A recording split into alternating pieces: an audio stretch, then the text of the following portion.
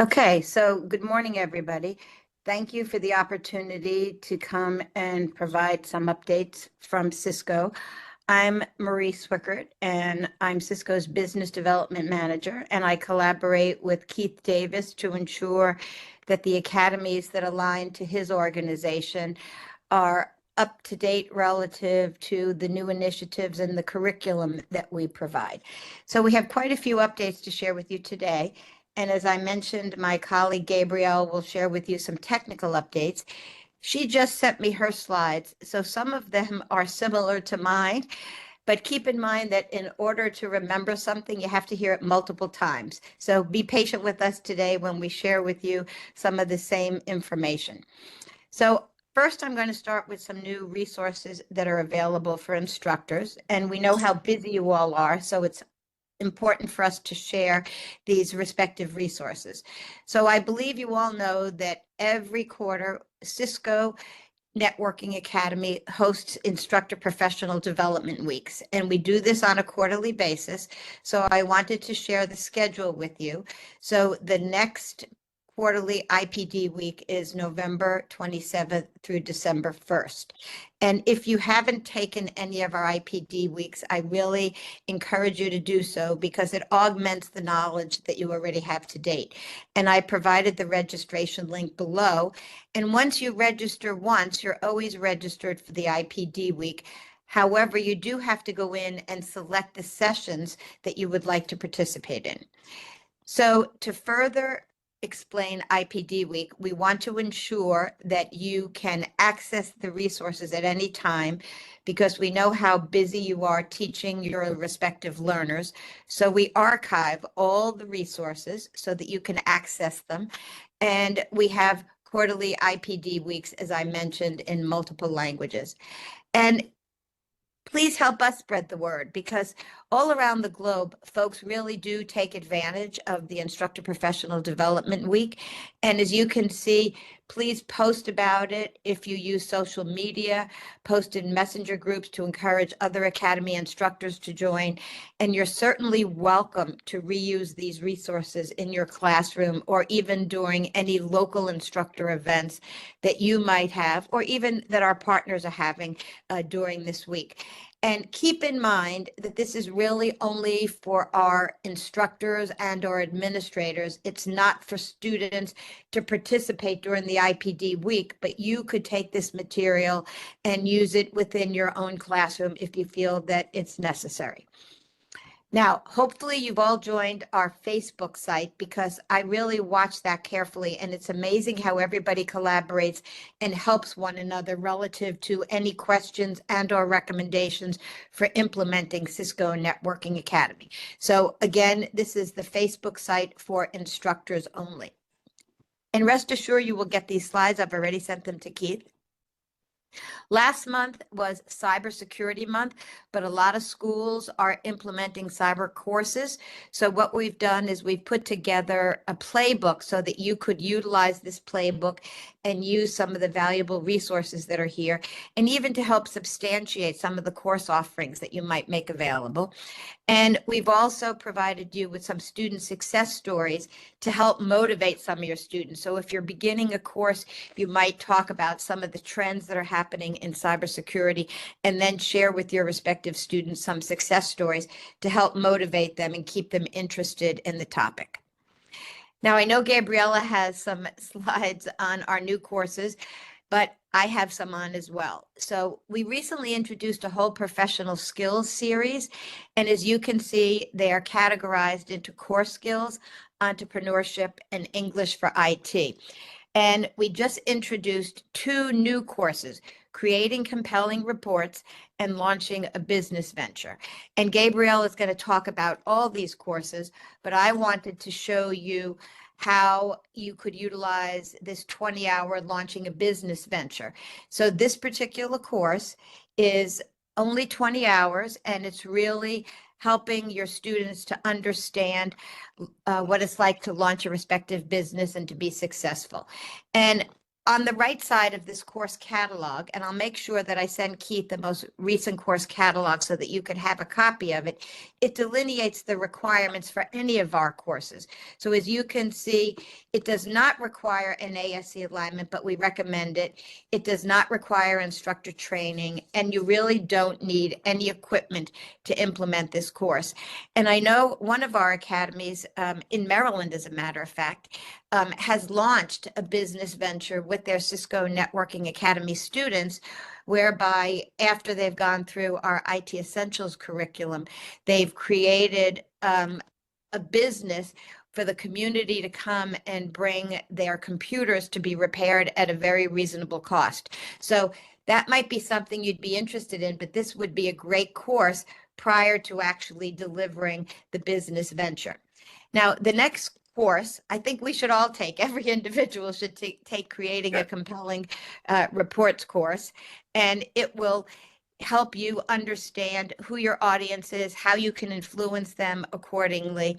And again, you can see this is a really short course, 3 to 4 hours, but it's applicable for anybody. And I think I'm going to review it because I need to create lots of reports. And if there's tips and tricks to help me create more compelling reports, I'm certainly going to do that. So it said end of October, but these courses are available now. And I wanted to point out that these new courses are on our second learning management system, which is Skills for All. So hopefully you're all aware of the fact that we have netacad.com and Skills for All. And the reason we're using Skills for All is because of the fact that this is a global environment, and around the world, not everybody has access to an educational environment where they can, review the curriculum. So all the courses on Skills for All are mobile friendly. So there is a way for you as a NetAcad instructor to log into Skills for All and use the blue button that says NetAcad, and it will recognize you as an instructor, and then you can create classes. So I wanted to point out that these new courses are on skillsforall.com. So with that being said, there's lots of confusion out there amongst our existing NetAcad users. So I would highly recommend that you download this new Getting Started guide. And it really takes you step by step on how to log in to Skills for All and how to create your respective courses. And I'm sure Gabe is going to talk about the convergence, where we're going to converge these two websites into one. And it's going to be called netacad.com, but I believe it's going to be on the platform, which is Skills for All, because it's extremely robust. So if nothing else from this session today, please go and download the Skills for All Getting Started guide so that you can create and use some of the wonderful resources that we have on that website. Now, for those of you who have been with the Academy program for a long time, much like myself, in the past, we had a site where we curated everybody's educational resources that they wanted to share with other instructors. And I live in Maryland, and one of our instructors, Rob, who was from Frederick County Career and Tech Center, created wonderful materials. And now we're trying to recreate this website such that you can share any of the resources that you would feel would be valuable to your colleagues around the globe. So I've given you the URL. Many of you who have been here for a while know Echo Rantanen. So she's moved on to be the resource curator and make all these resources available to Academy instructors. So feel free to upload any of your materials that your colleagues would benefit from. Now, hopefully you know that we introduced some new courses that align to a new entry-level certification at Cisco. So we have collaborated with Certiport, along with Learning at Cisco and Networking Academy, to create 2 new industry certifications. So the first certification is called Cisco Certified Support Technician in Cyber, and the second one is called Cisco Certified Support Technician in Networking. And many of you, if you've been with us for a while, knew that we had some entry-level certifications early on, but we did away with that. And now we're coming back with it because we realize that no matter what industry you're in, they need some entry-level networking technicians, whether it be in cyber or cybersecurity. or networking, excuse me. So there's the pyramid on the right side of the screen. And these are the different industry certifications that Cisco makes available. So I'm just happy to report these 2 new certifications at that entry level. And these courses are real applicable for job seekers, career changers, college and high school students. And then once they achieve this entry level certification, they could continue on to whether it be the associate, the professional, or hopefully, the expert level. So I just wanted to quickly review these different courses. And what we've done is we've come up with 2 models. We've come up with a self-paced model as well as an instructor facilitated model. So let me go to the instructor facilitated model because this is what I'm seeing that educators are implementing. So we have a brand new version of Networking Essentials. And keep in mind, it's version 3.0, and this particular course is on Skills for All. Our older version of Networking Essentials 2.0 is on netacad.com.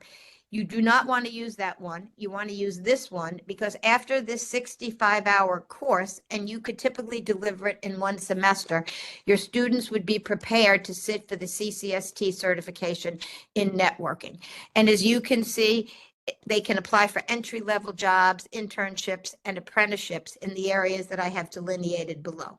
So we're seeing a lot of high schools implementing the networking essentials this semester. And hopefully, as you're learning about this, you might take a look at it. Now, just to share with you the self-paced offering. Why we're doing this is our audience is quite diverse. So just to share with you a great example, I support the state of New York, and our sales team works real closely with us. And they came to me saying that the IT agencies that support the infrastructure of the network in New York is hiring lots of new entry-level network engineers, and they want them to have as much industry certification as possible. So we presented the NetAcad solution to them, and they thought it was fantastic. So now the New York Office of Information Technology, which again supports all the infrastructure for the networks in the state of New York, is going through these self-paced courses at their own pace because they're full-time professionals. Yes. Excuse me. Excuse me. Sorry about that.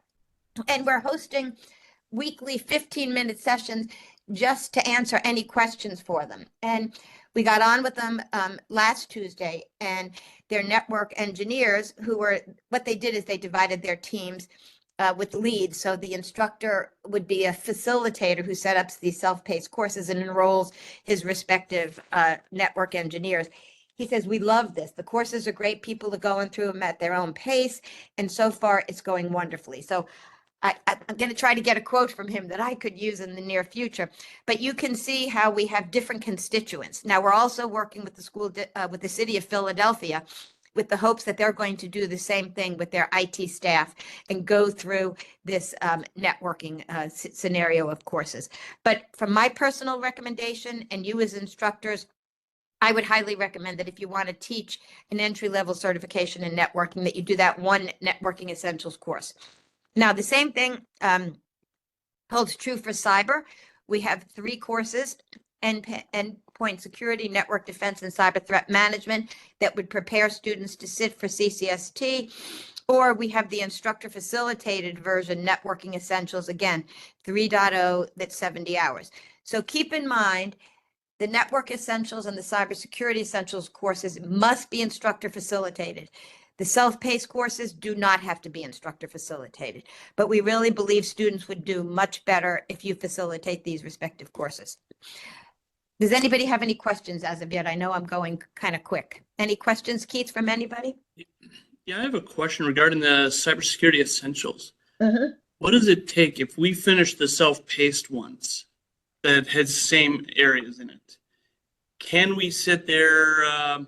What do we have to do to be able to be the instructor on the other one if we're going to teach it in a classroom? Oh, okay. So when, and maybe Scott can show you that today. When you log into Skills for All and you pick the course that you would like to implement, it will give you the option to, on the screen, self-paced or instructor-led. Oh, no, I'm familiar with that, but the Cybersecurity Essentials is instructor-led only. How do we get certified to instruct it? Oh, there's no, oh, how do you get it certified to deliver the course is what you're asking? Yes. Okay, so remember I told you we have that wonderful course catalog that delineates what the requirements are? So for cybersecurity essentials, help me, Scott. You don't need any training in cybersecurity essentials. So we recommend that you review the content, but I'm not sure if you need an alignment to an Academy Support Center, would be key. Any Okay. folks? I think the answer is yes. Okay, yeah. I think you don't need any instructor training on these courses unless you feel that you need it, but you do have to align and work with your Academy Support Center. Okay, perfect. Thank you. Okay, thanks for the question. Now, I also want to tell you about something that I helped facilitate. A lot of people didn't know about these courses, so I wanted to identify a partner that could work with me to promote this new Cisco certified support technician in cyber and or networking. So what this partner did is they worked with me to create a series of free live webinars that you could learn how best to deliver these courses in your respective classroom. And the webinars have been completed. So we worked with Echo Rantanen to say, well, everybody uses, YouTube this day. Why not record the session and make it available to any Academy instructor, here in the United States and Canada? So what we did is we converted this into a video on demand, and you can see the URL as well as the password. And what's really fantastic is I went through this webinar and they did a wonderful job. They got recommendations from industry on why this entry level certification was important. They talked about how to augment it with different hands-on experiential learning, because one of the things that we did not do is provide materials for you to create. But as we thought about it, this particular partner said, let's have students, make cables and do all sorts of things to understand that this is very compelling and it's a fun course. So if you go through this on demand recording, at the end of it, you as an instructor will get a free industry voucher that you personally can use if you'd like to sit for one of the industry certifications, or certainly you could give it to one of your students if you decide to offer the course. And you'll also get free Cisco banners, some cable equipment and tools, and equipment to accommodate the real world hands-on experience. And again, it's when I went through this, it was a 3-hour course, but I did it live via WebEx, and now they've recorded it. And I believe they've cut down the content a little bit to ensure that they had, the relevant information that you might need. But I really recommend it. I learned so much myself just going through it, and just the positioning that some of the industry partners talked about on why an entry-level certification helped a student get the foot in the door. And again, you'll get some free banners and tools and equipment to help accommodate a real world hands-on experience after you complete the survey link. So this is a great opportunity for you folks to go through. And, here's another idea. Why not go through this video workshop in your classroom with your students to help validate maybe a recruitment event? Do you want to sign up to get this entry-level course that I'm going to offer? Let's all sit together and watch this recording. But you as the instructor would have to complete the survey so that you could get the free voucher as well as the banners and the tools and the equipment. Okay. Now, I know Gabe had a slide about this. Our team is hosting a Learn-a-thon, and the Learn-a-thon is going to take place in the February 12th to the 26th timeframe. And what we decided is to do a Learn-a-thon using our Intro to Data Science course. And there's informational sessions for Academy instructors. So you can log in to these informational sessions to learn more about hosting a Learn-a-thon. And there's going to be great prizes for the instructors that have the most students that enroll. Now, keep in mind, you don't only have to offer the Learn-a-thon to your existing students. You could open it up to your entire school. And I know one high school that I've talked to is making everybody in the high school go through this data science course, because it's really just an introductory type course that everybody needs to understand how to utilize and manipulate data.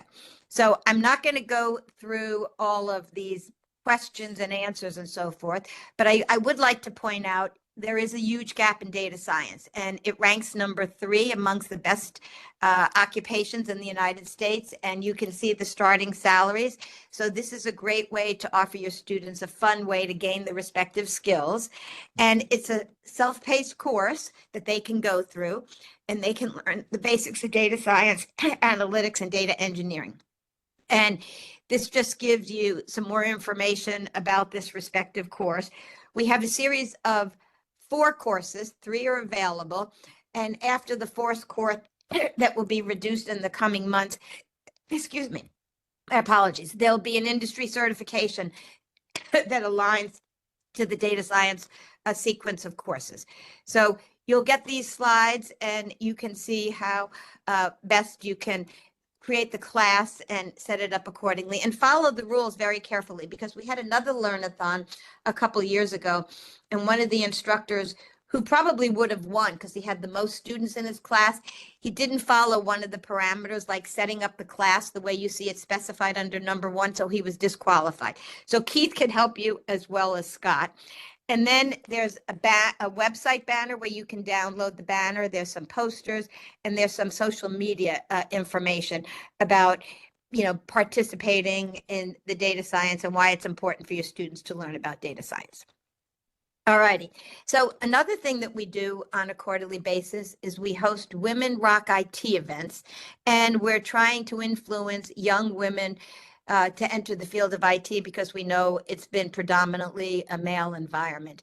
And at the same time, we recruit really young entrepreneurial women who will help motivate your students. Now, keep in mind, you can invite your males to attend these classes as well. And again, I know some instructors who just bring their entire class together and they watch, this free 1-hour session. So I've included the dates and the times.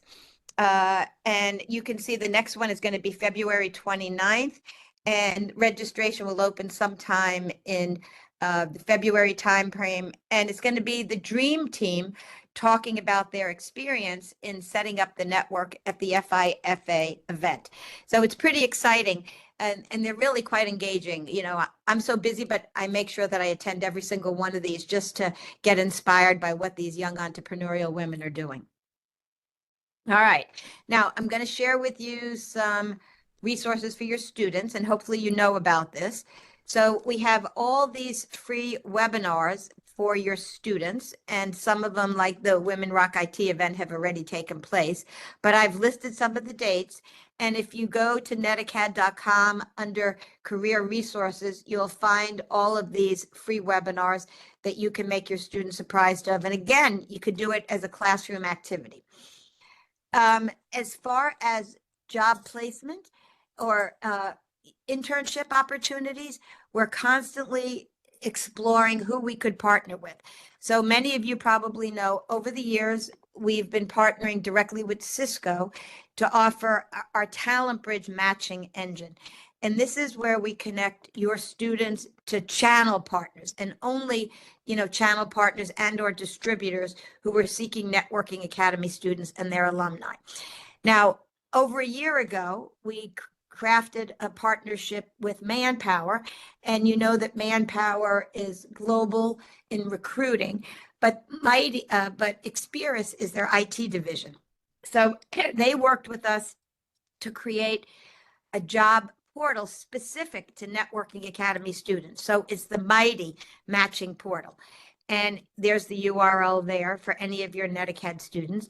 And brand new is another career portal called UPro, and they help with job placement, upskilling, wraparound support, and so forth. And they're based out of the Boston area. So all of these services are free. So think about what a rich ecosystem this is, in the sense that we provide, wonderful curriculum. We augment it with career days and Women Rock IT and Dream Teams. And now we want to help get your students placed in internships and or full-time jobs. And the other thing that's real exciting is specifically for Mighty and specifically for Year Pro, once the student creates the profile, they'll work with them for the rest of their life. You know, let's say they start off as an entry-level IT help desk technician, and after 2 years, they say, hey, I want to do something, you know, more detailed and more engaging. They'll work with them and continue to cultivate their skill set. So these are lifelong learning professionals that are going to collaborate with your respective students. Okay, and you can see you have to be 18 years or older to register. All righty. Now, we know that Camden, under the auspices of Keith Davis, has done a great job putting together an apprenticeship program. So I just wanted to call that out. And because of the fact that he did that, Cisco went to the U.S. Department of Labor, and we wanted to ensure that we met the national guideline standards. So we applied accordingly. And the Office of the Apprenticeship sent out a bulletin stating that there's new national guidelines for apprenticeship standards for Cisco systems. And it's basically just recognizing the fact that our 3 curriculums that Keith worked very closely to align to the different job titles is recognized from a U.S. Department of Labor in throughout the United States. So that's very cool. And if, you know, this is a great document to utilize as well. And it just gives you the 3 different job titles: cybersecurity support analyst, IT help desk support technician, and network technicians. So I wanted to make you apprised of that in case you wanted to apply for an apprenticeship program with Keith. And then just in summary, everybody has access to Packet Tracer. We provide discount certification vouchers to your students. I showed you all those courses and workshops to help develop and refine their career skills. They too have a community where they can support one another. We do these Women Rock IT events. We have digital badges to validate the learning. We're now connecting them to careers and or apprenticeship opportunities. So as you can see from my perspective, it's really quite robust of a program, and we're constantly refining it. And I know the next parameter that we're going to hopefully roll out is some type of mentorship program. I've been traveling this week, but I know our team got together and they're in the process of putting together a really nice mentorship program. And it probably won't be available to next academic year, but it's great to know that we're constantly thinking about what our learners need in order to be successful. So I'll stop there and I'll answer any questions or, you know, just comments. I'd be kind of curious to think what you folks are doing in your respective classrooms. Anybody? Good morning. Good morning. My name is Tanisha Grayson. I Hi. am Hi, coming Tanisha. back into the district that I was formerly using, Okay. Neticat. So I'm hoping to talk with Keith and Scott about getting this implemented in the new school that I'm in, because I really enjoyed it at the last school that I was in. Great. And where, Tanisha, where are you? I am at Data Science and Technology High School in Newark. In Newark, New Jersey. Okay. Yes, I was right. formerly at Behringer. Oh, sure. Yeah. We worked with, Keith and I worked with Newark to get those schools operational. Yes. Okay. Great. Thank Hi, you. Tanisha. So glad to have you today. Really Good awesome. morning, Thank good you for morning. attending. I'm a little under the weather, so I'm staying off camera. That's okay. You know, that we all have those days, to be quite honest. Marie, I'd like to comment on the entrepreneurship curriculum that Cisco has rolled out. I even like how they titled it. It's so awesome, and I can't wait to get through it. Mike here indicated that they're currently doing it in the high school that he overseas in Maryland. So, and I've seen a couple of others take that entrepreneurship piece and not just teach the technology, but also developing those entrepreneurial skills. And what I have found most recently in our own environment is that companies are not just looking for the tech personnel, but also the sales, the marketing, those who are able to articulate solutions. And so I think that course is fantastic. Yeah, I mean, I've been at Cisco for over 20 years, and we've done a great job creating curriculum that aligns to the industry needs. But then we've heard from, our business partners and our channel partners that students need to refine their career-ready skills. So we're trying to launch a whole series of these professional skills so that students, are well-rounded and can be marketable accordingly. Okay. Hey, Marie, just a quick question. Yep. And who's talking? Why don't you tell me your name just Hi. so I know? I'm Steve Corcoran. Our previous governor, Jim McGreevey, runs a program for felons for reentry. Essex I know. County has a lot of that. I volunteer. I do the IT, basically boot camp, teaching ex-offenders like what's the cloud, how to use a smartphone, things of that nature. Obviously, Cisco, I know, is felon friendly. You have a lot of black hats that turn to white hats, but you just talked about national guidelines, and we've been watching the corporations for changes in that. Can you just touch on that real quick? Did the national guidelines cover any of that, or is Cisco already considered felon friendly? We're very felon friendly. We have multiple implementations with Department of Correction. So, for example, in Massachusetts, I work specifically with the Department of Corrections, and we have various courses operational. We had a prison playbook that delineated all the implementations around the world. And I know I shared that with Keith years ago. I can go and look to see if we've updated that, but we have many implementations around the globe. Colorado Department of Corrections, Minnesota, Texas, California. So yes, we're extremely prison friendly, and they like our curriculum, especially for their entry level, their early release prisoners. Fair enough. But I can work with Keith, but I guess, as an escalation or a resource, if I can't get something from Keith, he can go to you, I guess. Yes, absolutely. you. That's how it works. That's how it works. And that those U.S. National guidelines were not for prisons. It was for the apprenticeship program. No, you said there was guidelines and updates as far as employment. I didn't know if it was addressed, but it sounds like you've addressed it in the past anyway. Yes, we have. We work with prisons, but those U.S. guidelines, and once you get the slides, it's through the U.S. Department of Labor if you're setting up an apprenticeship program. Cisco has been approved from a U.S. Department of Labor perspective. I got it. Thank you for your time. Yeah, thank you for your commitment to work with the felons and so forth. That's wonderful. Give them a second chance. And, I worked with the Massachusetts Department of Corrections to apply for a second chance grant. And the first year that they applied, and this was quite some time ago, the application was denied, but the commissioner really believed in this program because she went to visit the community college and some of the high schools and formed relationships. So she applied the following year and was awarded the grant. And to this day, we're still implementing, even though they don't have grants in Massachusetts. They understand the real benefit of it. And then, they're helping the students get jobs accordingly. So there's been a lot of change even in the mindset, because when we started this program more than 15 years ago, people weren't interested in hiring felons, but now they are giving them the so-called second chance. Okay. Anybody else? Is anybody offering the new networking essentials class? I'd be kind of curious, or the cybersecurity essentials course? So we are working on that one. Okay. So me and my co-teacher, our other person, we both teach the cybersecurity side. I teach the networking side. Okay. And I believe she was working a little bit on that one, trying to do it on some of it. And we were trying to figure out how to implement, if we need to implement, or how we were going to go about it. Okay.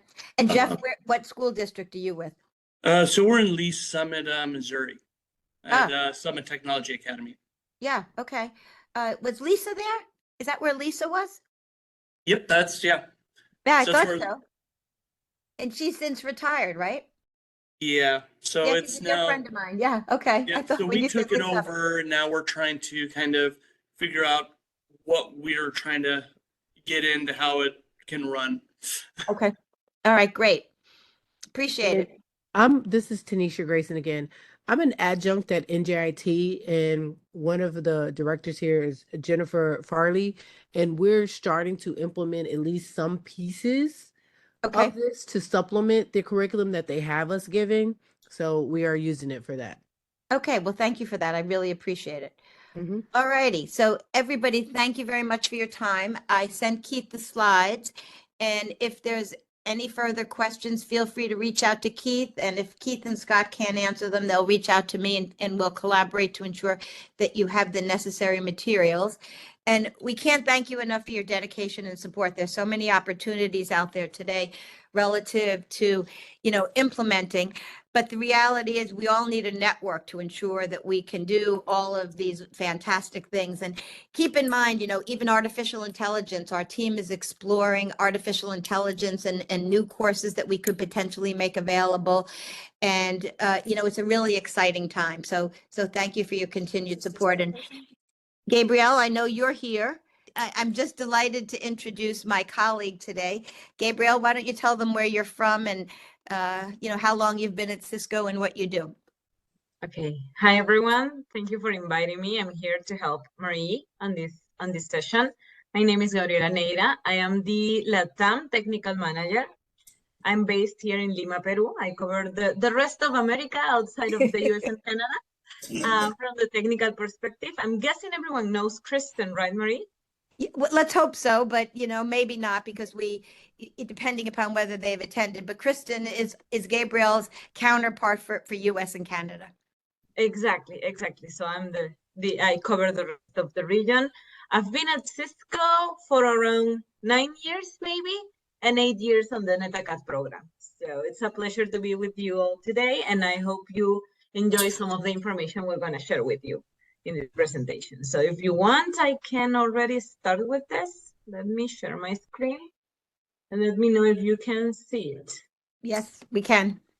And Okay. I'll put myself on mute. Great. If you have any questions, you can put it on the chat, and then probably we're going to have some time to check around them. So thank you for this time. I'm going to be doing some technical updates on everything that is new in the portfolio.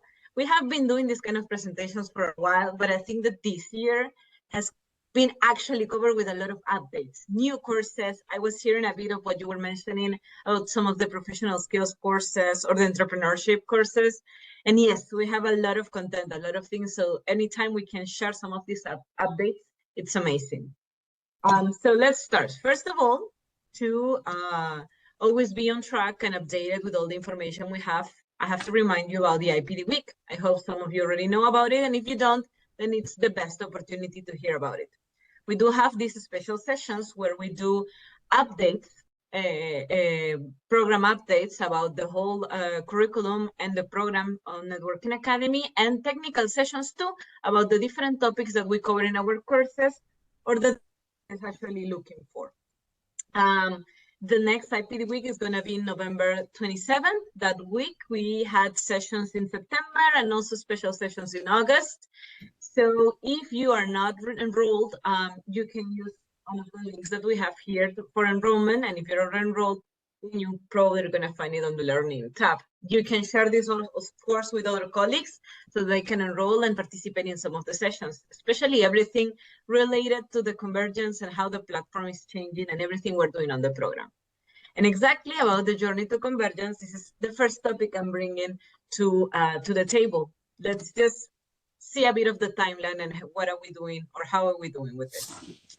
So as some of you already know, probably, I hope everybody knows by now, we are in a convergence process for our platforms. We had two platforms with us. We have a NetACAD and we have a Skills for All. Skills for All is our greenfield, the space we're using to test new features, functionalities, and our own LMS.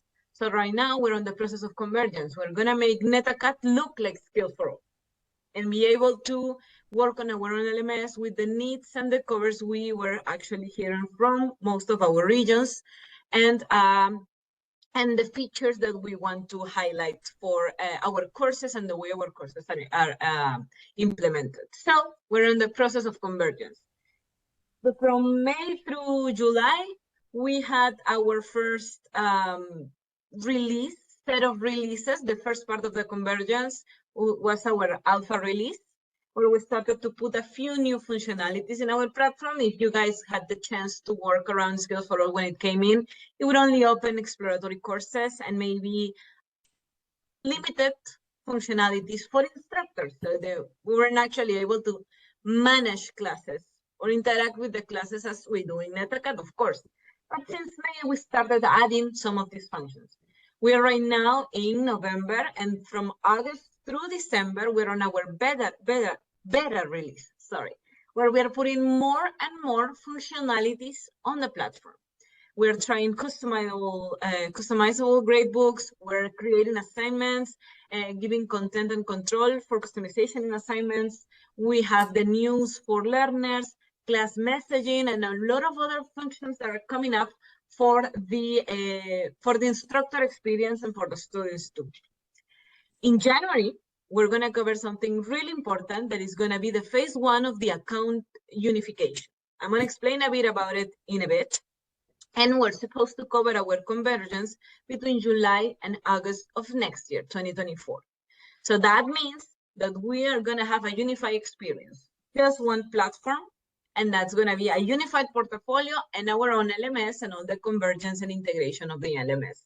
It's going to be there for July and August. So we are on time, but like very tight time to get ready for convergence. Now, we have been, like I said, releasing a few things in the platform. This beta release, for example, we had 2 batches of new features already. One in September 1st, and the other one was October 27th. Yes, October 27th. So we've been adding features, like I said, before. We did have the option for to open a class. Perfect. But it didn't have much control of the exams or other functions. So then, to control a bit more the courses, to activate and deactivate exams, and now we're giving them a customizable gradebook. We're giving the gradebook edits to create assignments and grade the assignments directly. We have the option to put limited attempts on assessments and add a few different things. We can also work around aggregation for our gradebook. We can create our own categories on a gradebook to change the weight of the different activities that we have, and of course have more control about the participation of our students. Slowly, we're adding more and more functionalities, features, and maybe even some bugs that we're seeing while we're trying all of these new features, or fixing them every batch we could generate and every opportunity we have to make an update on the platform. We also have created guides for the educators or instructors on how to do most of these things. The guides are already for the October release on October 27. It's already available in English, of course. We are working on the translation of some of the other languages, but every functionality that we have been adding in any of the batches of releases we're creating, it's already on the guide. So we're able to follow through with screenshots and all the information about it. And we're also creating videos so that the new instructors can see step by step what they have to do if they want to do any of the different activities or features that they can use on Skills Pro. If you want to get the guide, you can use the link cs.co/SFA News. I'm sharing the slides too, so you're going to be able to get all this information and all the links that we're sharing. So let's talk about a new functionalities that we're going to be seeing. Okay, we have created something really important, and it's the news for learners. So right now, instructors are still being instructed or informed by the newsletter that we have on netacad.com. But for the experience for instructors, we already created a learner news and updates, so that they will be able to see here new courses that are released, any other information that relates to them. Instructors also will have this view. The newsletter for instructors is still on development. One thing that it's already planned and it's going to be released very soon is the class messaging on Skills for All, the possibility to enable and integrate WebEx messaging with the Skills for All for our classes, so that we're able to send messages to the students, to chat with them, to share some information with them. We have done a few of these topics on some of the sessions of Journey to Convergence on the IPD week, so you're free to watch them. You're more than welcome to do so. And we will still be doing sessions, like I said, on the IPD week about convergence, where we're probably going to talk about these topics even more. But probably the topic that we're more interested about to talk in these times, of course, is the account unification and the phase 1 of the account unification. What are the 2 phases that we have? The phase 1 is planned for January, and the second one is going to be planned for July at the convergence. We also have a session on the IPDQ where we talk a bit more about this, but what I'm going to do is kind of like give you a smaller explanation, because we could take a whole hour talking about this. So what is happening? Today, when we get into NetAcad, the NetAcad accounts, anyone that has an account on NetAcad is able to get access to NetAcad and to Skills for All. But if you have an account on Skills for All, you can only access Skills for All. You cannot access NetAcad. So what we're planning for January is the unified access, which means that users in both of the platforms are going to be able to join both platforms with the same user and password. So that's the plan of the unification. Now, what is the next step? What we're expecting to happen in July? Well, the progress and history of SFA and NetAcad will be merged, and will be only will be converged for the NetAcad experience in general. So first, we have a one-way communication, a one-way single sign-on. We're right now in January going to work for a 2-way, and then we're just going to have one experience. That's the whole point of the unification. Since we're going to only one platform, what we want is the 2 experiences to be merged. What history and progress? Courses, any maybe badges that we already have, the achievements that we can get, so that the student can will only have one profile with all their information. That's what we're looking for. So how do we prepare for this? A very, very important thing before January is that any NetAcad user who hasn't logged in several years has to get in to keep their account active, because inactive accounts are going to be removed on phase 1. And you know, if you have been with the program for a few years already, you know that when we get something active or archived or something else, it is a very complicated process if there ever is one to get it back. So we need to check that our instructors or students are do not have inactive accounts. If not, they will lose them. The idea, of course, also is to complete the email verification by January 2. So NetAcad users have to complete the email verification before phase 1. Instructors who enroll students should give them time to complete the email verification too before phase 1, because we have to think, of course, the accounts for instructors are probably one of the main focus, because we don't want instructors to lose their accreditations to teach and more, but the accounts for the students are also important. So that's what we want to think about. And any unverified account will be also removed from phase 1.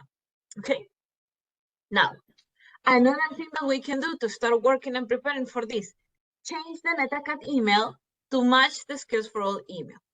So right now, we cannot make any updates on the email from the Skills for All perspective, but we can do it on NetAcad. So if we met a student joining Skills for All with another account that wasn't the one that they are using on NetAcad, try to change the NetAcad one so that they match. And when we do the unification, they can actually match, so that the progress won't be lost, because that's what we need to do. If they are unlinked, then we will lose the progress of the courses, of the accounts on NetAcad. So those are a few things that we can start doing to prepare for the account unification. If we do this process and we're prepared for that, it should be a seamless experience for instructors, students, and anyone with an account for any of the platforms. We just have to be ready for that.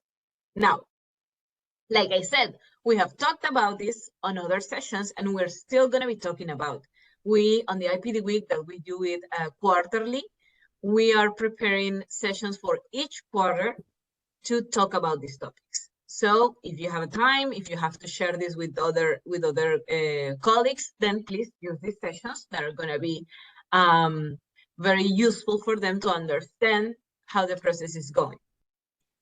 Now, another important topic about the convergence that everybody's talking about is the WebEx accounts. We have given the instructors WebEx accounts, free WebEx accounts with the enterprise experience. So what's the thing with this? What is going to happen? Are we going to lose them after NetACAD changes or we get to the convergence? No, we're not going to change them. Right now, actually, it's even going to get a better opportunity for us because right now, instructors actively teaching are eligible to get the free WebEx account. With the Skills for All messaging feature that I mentioned that is going to come up in November, all instructors will be eligible for a free WebEx account. So everyone that is opening a class will be able to get a WebEx account. There is no strings, no additional requirements, just the option to be an active instructor on Skills for All, and they will be able to get the enterprise account for free on our domain of NetACAD for WebEx. Another thing that is important is to remind you that we have an instructor library. What does this include?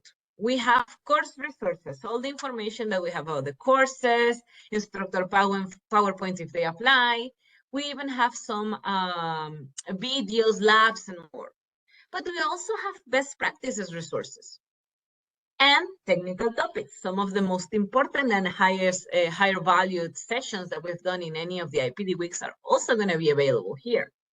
And we also have community content. What does the community content mean? That any instructor around the globe that wants to share any work, activity, lab, PowerPoint, or whatever they have prepared for their classes that they consider a best practice, then they can share it with us and we will be able to access it through here. So if you have any content or any resources that you have generated for your class and you want to share with the rest of the globe or the rest of the NetACAD Networking Academy community, you can send us the information, and we're still always looking for more and more content. So you can share with us original labs, resources, course material, or whatever you have created that it's an additional value to any of your classes. We do have a link, and like I said, don't worry about the links. We're going to share the presentation, so you're going to be able to get everything from here. We do have a link for submissions. All the technical managers around the globe review the content before it's released. If there's any questions, we will ping you, we will look for you. And if not, then we will, of course, credit you for that resource and put it on the instructor resource library that is already available with a lot of resources. Every month, we are reviewing new things to add more resources to the library. So this is everything that I've mentioned by now. It's around platform itself and all the changes with the convergence. Although we have to talk about courses here, but there are a few things that we needed to go first. Now we're going to go a bit about courses. We have excellent news and we have other news that maybe are not so good, but we still need to share them. For example, the end of life of one of our courses, the Cloud Security course. It was already announced. There is an end of life of the Cloud Security course. The last day to open a class was September 30, and the last day to complete the class is December 31st. If you have already opened a class of Cloud Security, remember that it will go only up to December 31st, okay? We are changing that. We are still working on our cybersecurity portfolio, so we're working on more and more resources, more courses that we can either use as additional content or to replace these resources that we're missing. So, sadly, our courses sometimes have to they come and go, we update them, we upgrade them, and we do some changes. But we do have a lot of new things for the portfolio. Everything that is marked on these greenish, yellowish colors or options are courses inside of Skills for All. I was doing this presentation a few weeks ago, and I was thinking that when I joined the program, it had half of these courses. And when I was an ETACAD student, I think we had only 3 courses or something like that. So we have a new batch of courses around introductory topics. We have the new professional skills portfolio. We have the entrepreneurship courses, the English for IT courses. Like Marie was mentioning, the networking essentials and cybersecurity essentials and the pathway that we have around those courses. We also have the data science pathway. We have new courses on operating systems too, aligned to maybe an IT essentials one, and we're also working on the programming courses that we have. So we have a whole bunch of new courses, and I'm going to talk a bit about some of them that are new. Maybe not that new, but some of them are a bit new, like Ethical Hacker, which is a course that is very, very interesting. We did a session on the IPD week where we're checking how to do a live attack, but you know, on the good side of the of these activities. So let's put on the hat for this kind of courses. But yeah, the idea is to learn how to discover vulnerabilities before any adversary does. So that's the whole point of this course. It is going to be a 70-hour course. It's a full course for what we have in the program, and it has the option, of course, to be instructor-led and self-paced. It's 10 modules for this course, and of course, it gives you a digital badge. The idea will be to follow through with any of the other security courses, cyber ops or networking security, depending on the profile or the role that the students wanna cover. Now, like I said, this is part of our whole cybersecurity career progression that we have. We have to go to a professional level. That's where we want to get our students. We do not have courses for professional level as of now in cybersecurity. We're focused on the associate level because we are the ones who have to prepare our students to get to that level. So we build the entry-level course, the junior cybersecurity analyst, and we have at the associate level courses like network security, cyber ops associate, and ethical hacker, to cover not only the blue team, which is something that we have been doing for a while, and everything about defensive security, but also cover the red team with offensive security too. So this is how we're trying to cover this cybersecurity pathway, and we still have a lot of space to go. So we're probably going to be seeing more and more content around security. But technical courses as it is are not the only option or are not the only new releases that we have on our program. Like you were mentioning just before I started presenting, there are other skills that employers are looking for. What we used to call soft skills, but if you ask me, they are not actually soft skills. It's not that easy to get them. So that's why we're calling them now professional skills, because those abilities that are non-technical that our students need. Sometimes our students are great programming, configuring a router, but not selling what they have created, not presenting to the stakeholders, not communicating effectively what they want to share. And that sometimes it's a problem around technical professions. So that's why we're focusing also on the importance of the professional skills. That's why NetAcad is trying to, yes, we have been working for so many years on the technical content, but the technical content is not the only thing, like I said, that our students need. So we need to go for the professional skills, and that's why we're opening up this offering of professional skills to develop other essential personal and social skills that our students need and that are needed in the market right now.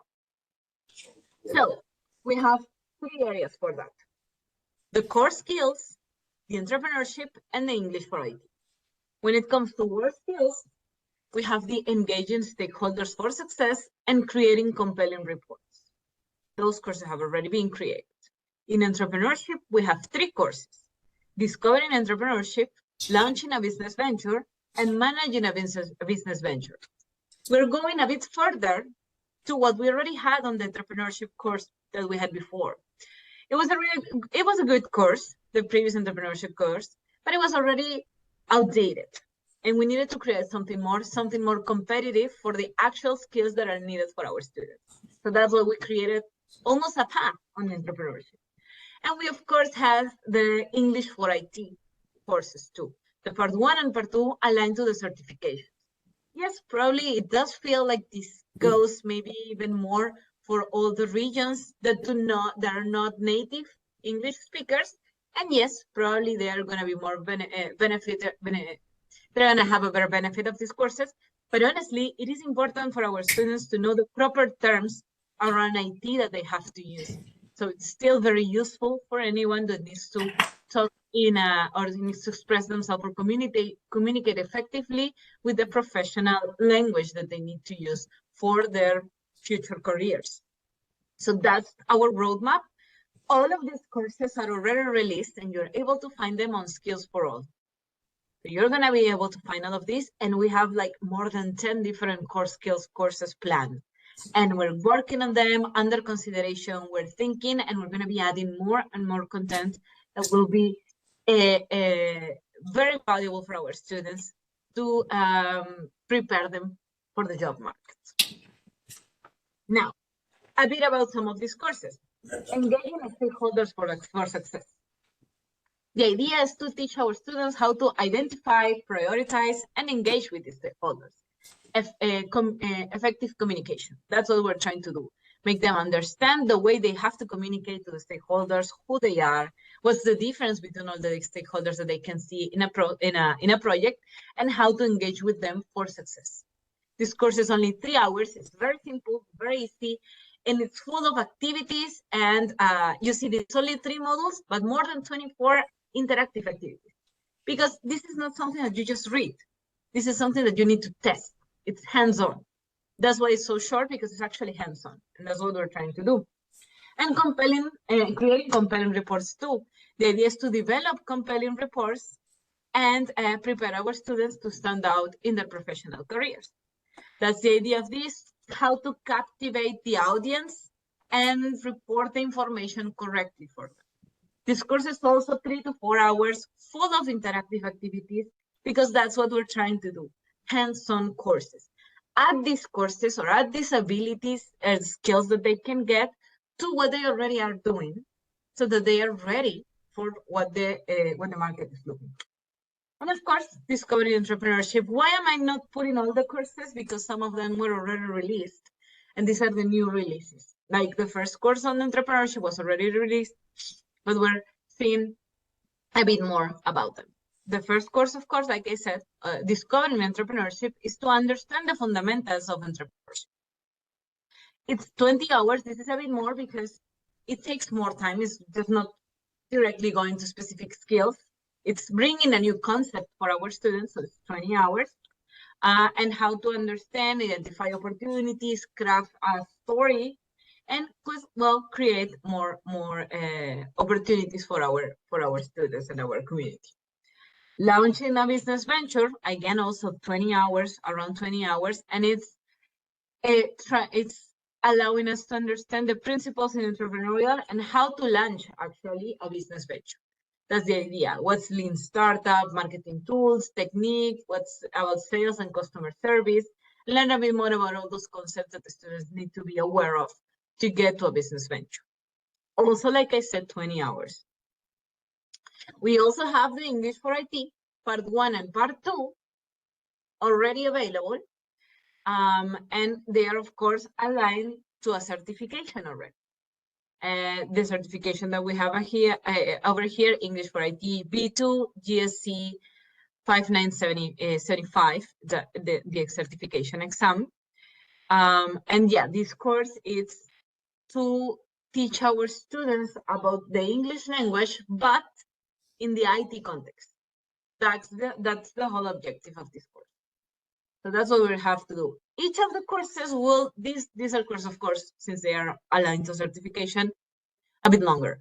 So each of the courses, part 1 and part 2, are around 40 to 50 hours per course. So it's still a very, very interesting new profile. And another thing to add, although it's not available yet, is that we are working on a new JavaScript Essentials course, the second part. This is going to be aligned to the certification of Certified Associate JavaScript Programmer. The second part of the certification we already have for JavaScript on our platform with the first course. What we're gonna do is gonna add the second part, and it has 4 modules about JavaScript essentials. And we're gonna go around programming, object-oriented programming, asynchronous programming, functions, and a bit more functionalities. Now, what structure this is gonna have? This is gonna create a learning collection like the one we have for Python, and it's gonna be the same model, you know, JavaScript Essential 1 and JavaScript Essentials 2. When we have the course released, we're gonna share with you so that you are able to see it and to learn a bit more about this new step on the certification around JavaScript. Everything that I've mentioned until now, it's about courses. We talked about the platform, we talked about the courses, and there are a few other information that we could be sharing with you and that we're gonna share right now so that we're all on the same page. And one of the things, of course, is gonna be something that we mention all the time, and it's the CML education pricing. This is important to clarify it for everyone. Networking Academy doesn't have a special pricing for Cisco Modeling Labs. We do not have an engagement with the Cisco Modeling Labs. And there is no NetAcad discount or any other information. But it is important to understand that the Cisco Modeling Lab does have an educational pricing. They do have a special price per user for an educational purpose. So this is a model of the price breakdown that the CML has for education. But of course, this is not an offer that we have inside Networking Academy, and this goes directly with the sales teams on Cisco, because it's a product that they're selling, but they do have an educational pricing. It is sometimes confusing because they use the educational pricing term, and a lot of people think that it's aligned to NetAcad, but it is not. They do have a special price for that, which is around what you're seeing right now, but it is not part of the NetAcad program. There is this information that is gonna be interesting, or maybe interesting if you're considering on purchasing the modeling labs, and what it will mean, in cost or other additional expenses that you might need either to charge on the students or for the institutions to develop. But it is important to share and to consider. There is another topic that we can talk right now about, and it's the roadmap of certifications. Sorry. Most of you probably already heard that they are doing annual reviews of the certification. This doesn't mean that yearly we're gonna get a new certification or a new update on the certification. What it means is that every year they're gonna go on the revision. Sometimes they will say there's nothing to update, and sometimes they will say, yes, we have some topics to update. What is the calendar or the roadmap they're having for this?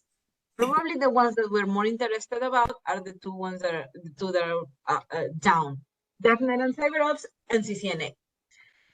So let's use as an example to understand this, the DevNet and CyberOps. Here's the thing. We divide the year in quarters. Q4 is May to July.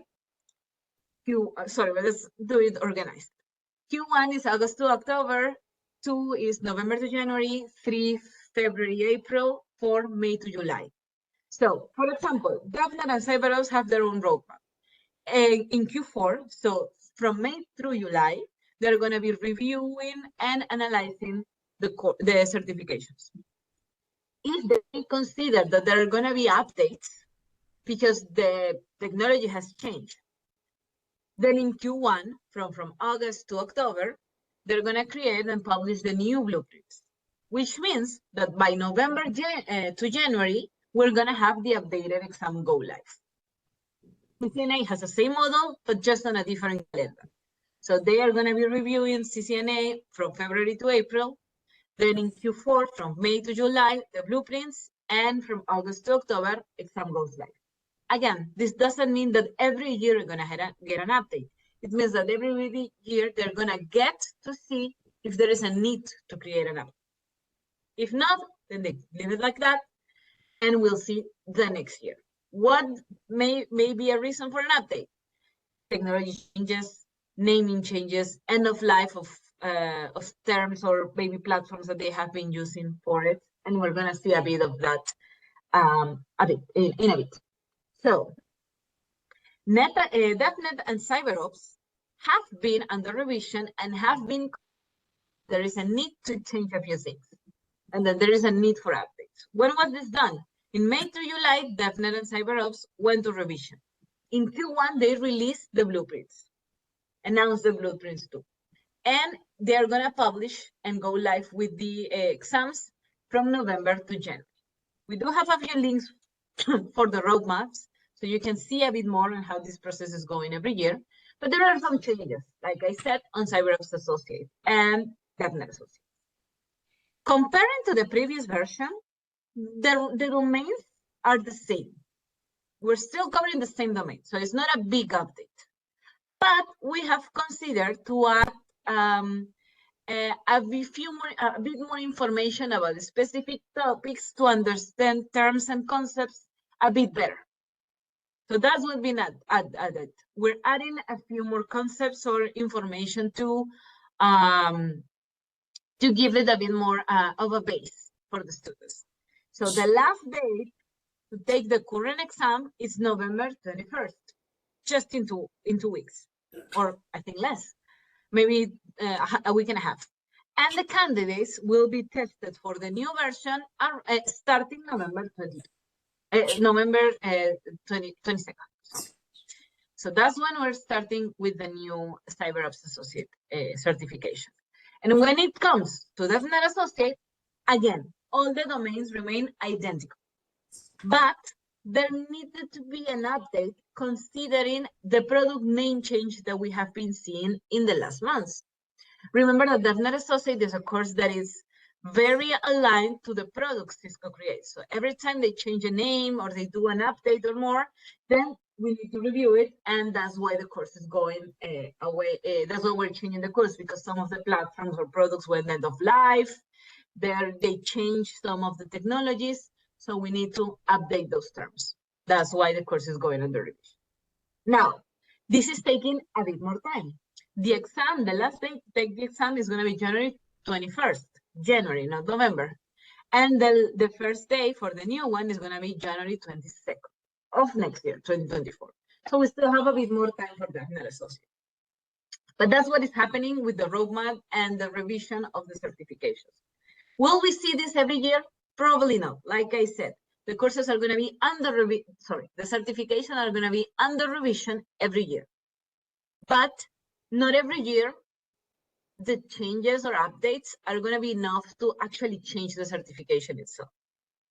And the courses on MetaCat are going to be updated, aligned to the changes when they are considered inside the certification. So that's what we're going to see. That's all the information that what we have. And like I said, I'm going back a bit, we do have some links from the Cisco certification teams that you can learn a bit more about this. We will keep you updated. We will share all of this information with you, of course, every chance we have. But there are, of course, coming from the Cisco certification, the Learning Network, and we're going to be sharing more of this with you, of course. And just to close, we do have a few more things to share. For example, an upcoming Learnathon for the US and Canada. It's a US and Canada Learnathon from Introduction to the Data Science. If I'm not mistaken, there is special sessions for the ASC for the partners around October 30. It was that one was already done, and November 2nd. But they're gonna have a few sessions for academies and instructors with information that are gonna happen around November 16th. So that we're still on time for that one, and we can still. The period of the Learnathon is gonna go and open. The registration opens in November, and it's gonna go through February 11th. The contest period is going to be from February 12th to 26th, and it's an introduction to the course is a 6 hours course. It's very simple, very easy, very interactive. We just closed a similar Learnathon in Latam, where we had a lot of impact and everybody loved the course, the widgets that we have inside the course, embedded inside it, all the activities in there. It's a very interesting course. It's a very interesting offering that we have on the program. So we hope you enjoy it, you like it, and that we can maybe see more of the students getting ready with the Skills for All and learning a bit more about this new area that we're working on at the CAT. Another thing that is really important to understand, for example, the Learnathons and offering these courses is a good way to easily and amicably, in a friendly way, to get our students to log in into Skills for All and go through the unification account without them even noticing. Because they are going to go in the new platform, they'll use their account, and they're already done with unification. So it's a very good opportunity to work around this and to ensure that our instructors and all our students already are logged into Skills for All. They can access it and they can see all the different offerings that we have. So with this, I think I'm done covering all the topics we have. We always have more topics, of course. There are updates. Probably we're going to see some releases, new releases next week that I didn't mention today, because every week we're bringing something new. But of course, we do have, like I said, in November, the last week of November, we're going to have the IPD week sessions where we're going to update with all of this information and even more for all of you. So with that, I think that we're ready. I don't know if we have any questions or any concerns that you would like to share. I don't know how's it going. Still, thank you very much for your time and for, I hope this information was useful for you. I know sometimes we share a lot of things and it can be overwhelming, but we want you to have all the information you can so that when we see the changes and we see the updates, you're ready and you're able to decide what you prefer. So I don't know if we have any questions over there. Yeah, I do. Thank you so very much for an outstanding presentation. Thank you so very much. And I'll talk, Kristen, you did a great job. You're the counterpart. And you did an outstanding job. First, tell us, what is the weather like in South America, is it? What is the weather like today? So it's very weird because we haven't, supposedly we're getting to spring, but honestly, with all the climate change, we didn't have a winter.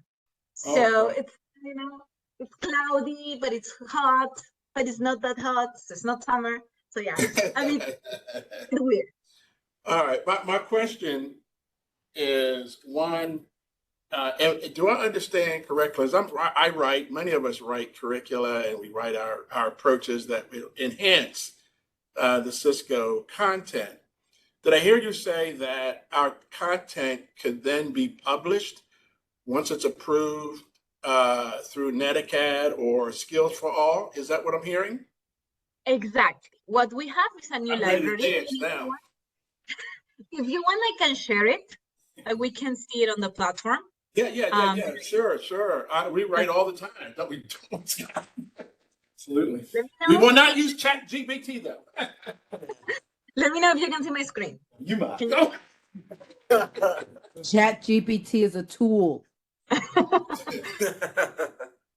Let me make it a bit bigger. Okay, so this year, when you get into Skills for All, you're going to see your profile and it has your instructor role over here. Only when you have your instructor role, it's going to show this tab that says resources. So in here, you're going to have all the resources. What type of resources? Like I said, program info means the overview, scope and sequence, the labs, and more. But we also have course info. We also have teaching and learning, and we also have labs. So, for example, let me go. We also have who created the content, Cisco or the community. I'm going to show the part of the community. We already have here some activities that instructors have created for labs. You know, activities, any other resources that can be shared. We are doing that for every language. So if you have content, if you have maybe labs on Packet Tracer or activities for your students that you want to use, or quizzes maybe that you have created, exams that you want to share with the community, then we can put it here and you're going to be able to see them, and every other instructors are going to be able to see all the information. And this version of the platform goes live when? Because this isn't what I see currently, correct? This is on Skills for All. It's already live. That's what Yes. you got, right? So then, okay. Exactly. All right. The next question I have is, earlier, Marie presented a course in entrepreneurship, but it seems, my perception is there are two courses in entrepreneurship. One has to do with discovering business skills or something of that nature. Could you delineate between the two? And or am I incorrect in thinking that there are two courses that relate to entrepreneurship or starting a business? Three. You got three. Take a deeper dive into that area for me. Explain that. Okay, let me go. If you want, I can go back to, now, let me show it from the platform directly, okay? So we Okay. have a perspective of that. Yes. Okay. We have a learning collection that is called Professional Skills. Marie was focusing on the first course that we have, that is the Discovering Entrepreneurship. It's a first take. It's a course that is going to show you the fundamentals of entrepreneurship, the perspective, how to identify opportunities, and how to craft your entrepreneurial story. This course might be the one that is more similar to what we used to have, although it's actually built as a course. So it's bigger, has more information, it actually has a different perspective. What it's doing is it's putting the foundations for anyone who wants to learn the entrepreneurial skills. That's what this course is doing, the Discovering Entrepreneurship, the first one. Now, we also have launched right now, launching a business venture, which is a second level. Mm-hmm. The second course. What this course is doing is setting up to design or help inspiring entrepreneurs how to take action and start with their business venture. What are the first steps, the things that they need to consider, how to strategically advance and create their opportunity. The first one already told you what are the different terms, what are the different opportunities, how do you see an opportunity and all that. But this one is gonna, okay, you already know that, let's do it now. We're gonna give you the tools to do it. That's what this course is doing. But more into that, and it's gonna give you, I don't know, techniques on marketing, tools on entrepreneurs. It's gonna help you launch other information. It's gonna teach you about other terms, lean startups, service, customer service, self-service, and more. But this actually is the second, and the other one was the first one of the course series. So we're expecting one more that is gonna be named Manage a Business Venture. So we have the first one. I set up the concept. Now I'm launching and teaching you how to start your business venture. And then I'm gonna teach you how to manage. That course is still not yet live, but the other two are already available on platform. So we can get. Thank you so very much. That was very helpful. Appreciate it. Sure. So yeah, it's a series. That's what we're trying to do. With these professional skills and some others, what we're trying to do is create a smaller bites that will make it easier for our students to get all of this content without it actually being a 70-hour course. You know, it's giving them step by step how to do things. That's what we're trying to create with entrepreneurship. Now, in Skills for All, you can also present this as an instructor, and if so, would you also have insight into the progress that the student is making, have insights as an instructor, and set different tasks? You have that full capability with all of those features as well? Yes, exactly. That is what we're adding in the new version of Skills for All, in the new releases. Teach entrepreneurship. You can now follow and manage the whole progress of your students, manage the gradebook, and add a few more other things that are similar to what the experience that we have on NetAcad, where we actually have control. Even something that wasn't happening on NetAcad is that even the student is able to see their own progress. Like there's a bar that is showing everything that they have completed and the percentage they have gone through all the courses. Wow. That's great. That's great insight. I believe this is the key, I think, in many instances, because I've been an entrepreneur for 40 years. I never had a job. And some people are just wired that way, and you can see it. Often they move into sales, and from sales, they start their businesses without any formalized training, just intuitively go out to start businesses. So I think that in Camden, and even Steve, if you're there, a lot of the work that we do in prisoner reentry, this is a great work, a great space to be in from a Cisco perspective. I think it's very brilliant. So thank you so very much.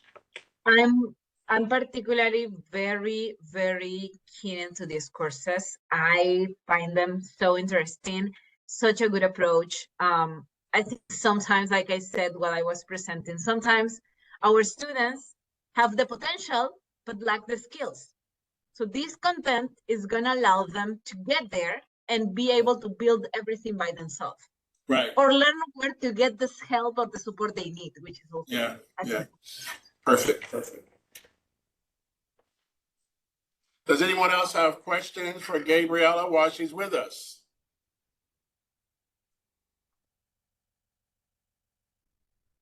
I hope means that everything was clear and not that everyone is confused or overwhelmed with everything I shared. But yeah, it's a pleasure. I'm happy still. If there are other questions offline, we can go through them through Marie, and she can send them to me, and I will be more than happy to help you out this time that Kristen is unavailable. Thank you, Gabriella. Thank you so very much. I'm not sure if Marie is still with us, but if she, I believe she had a tight schedule. She's moved on. But thank you both for coming in and supporting today's event.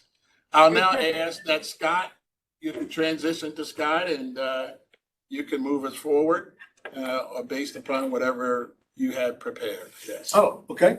All right. So we're going to start in working on the automation course. And so we're going to go through some setups. I'm going to talk to you a little bit about the what you need to do to be able to teach the automation side of things. A little bit different than just going through the NetAcad stuff.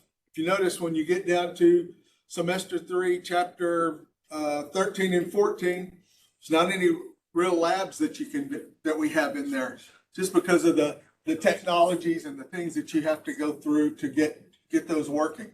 So I'm going to talk to you a little bit about that. So give me just a second to get some of that opened up and get a document shared out there with you.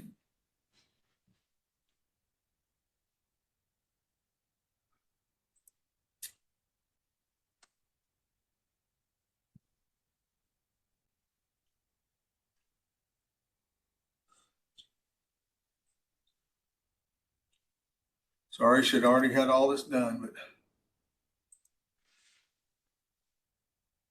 oh, come on.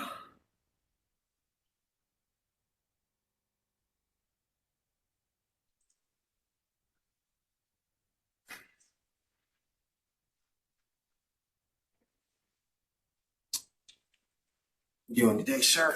I'm good. How are you? Pretty good. Good to see you, Scott. You too, Tanisha. I'm glad you're back up there. They're the guys over at Behringer have a lot of questions that you might be able to help them with and getting some of the. They did get some of the equipment, but not everything yet. Huh. So Is anyone there? I thought one of them was coming there today. he was planning on it, but he called it or emailed this morning that he was having back trouble, so he was going to try to make it tomorrow, but he wasn't going to get here at all today. Oh, okay.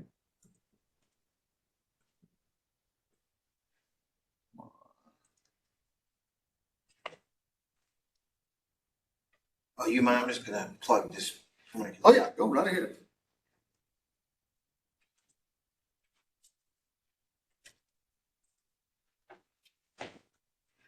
Is Keith still in the room? Yep. Yep, he's here. Keith, Hey, how are you? I am well Pastor Keith Davis. I know you said you're going to send out the slides early next week. So I just started at the school this week, and technically there's no curriculum. So if there's any way possible, you might be able to slide me some of those slides this week so I can see what I can do for them next week would be great. All right, we will go through a little of that then, Tanisha, while you get a chance to download. So I just posted a link in the WebEx chat window that you can go to get our materials for today. So if you go in and download the day 4 materials, don't grab day 5 yet. I haven't got everything in there that I want to do tomorrow. But go grab that day 4 materials and then give you a chance to get that downloaded. Might take a few minutes, and then I'll go through some stuff that you can do right now. So let me get that website opened up.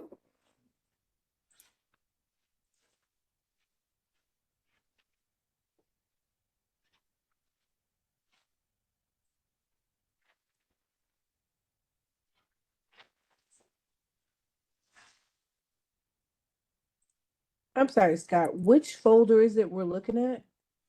Go to that link that's in the WebEx chat room window. Uh-huh. And then you want day 4.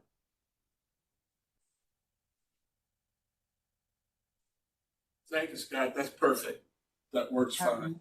Yeah. I'm just not seeing the day 4. In chat? Are you in No, chat? I got the link from the chat. I am seeing when I go into it, it starts out with A+ prep.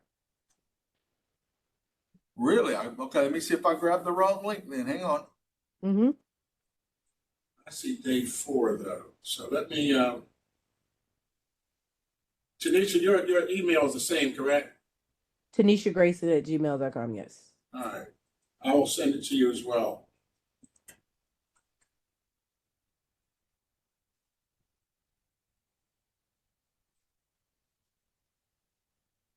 Hey, Scott, Steve, can I get a copy as well? Because it actually says it's too large to download. Oh. Okay. It should be a button down there in the bottom that just says download, and then you can say download directly. Try, thank you. And if not, then you can you can open that folder and don't get the one that says software, because that's where the large files stuff is at. And then you can go get that on your own when you need to.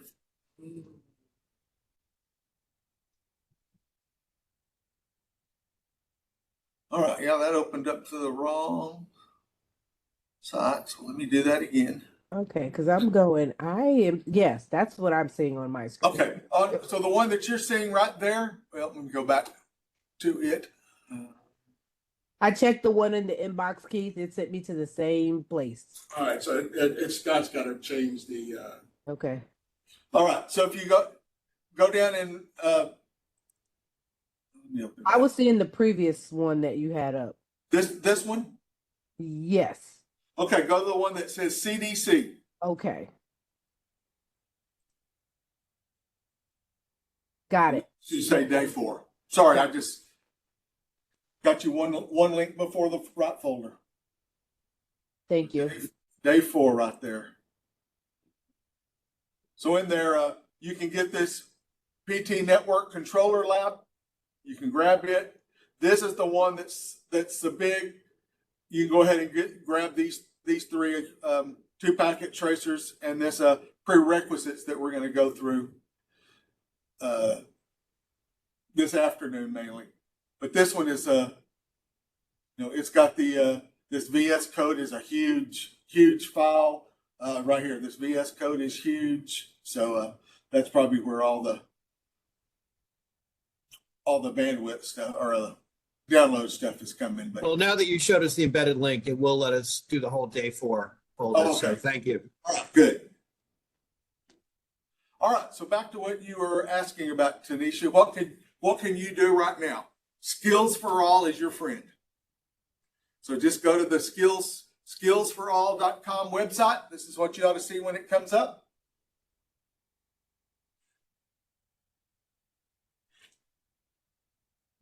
And then over on the far left side, just like on the NetAcad, there's a login button.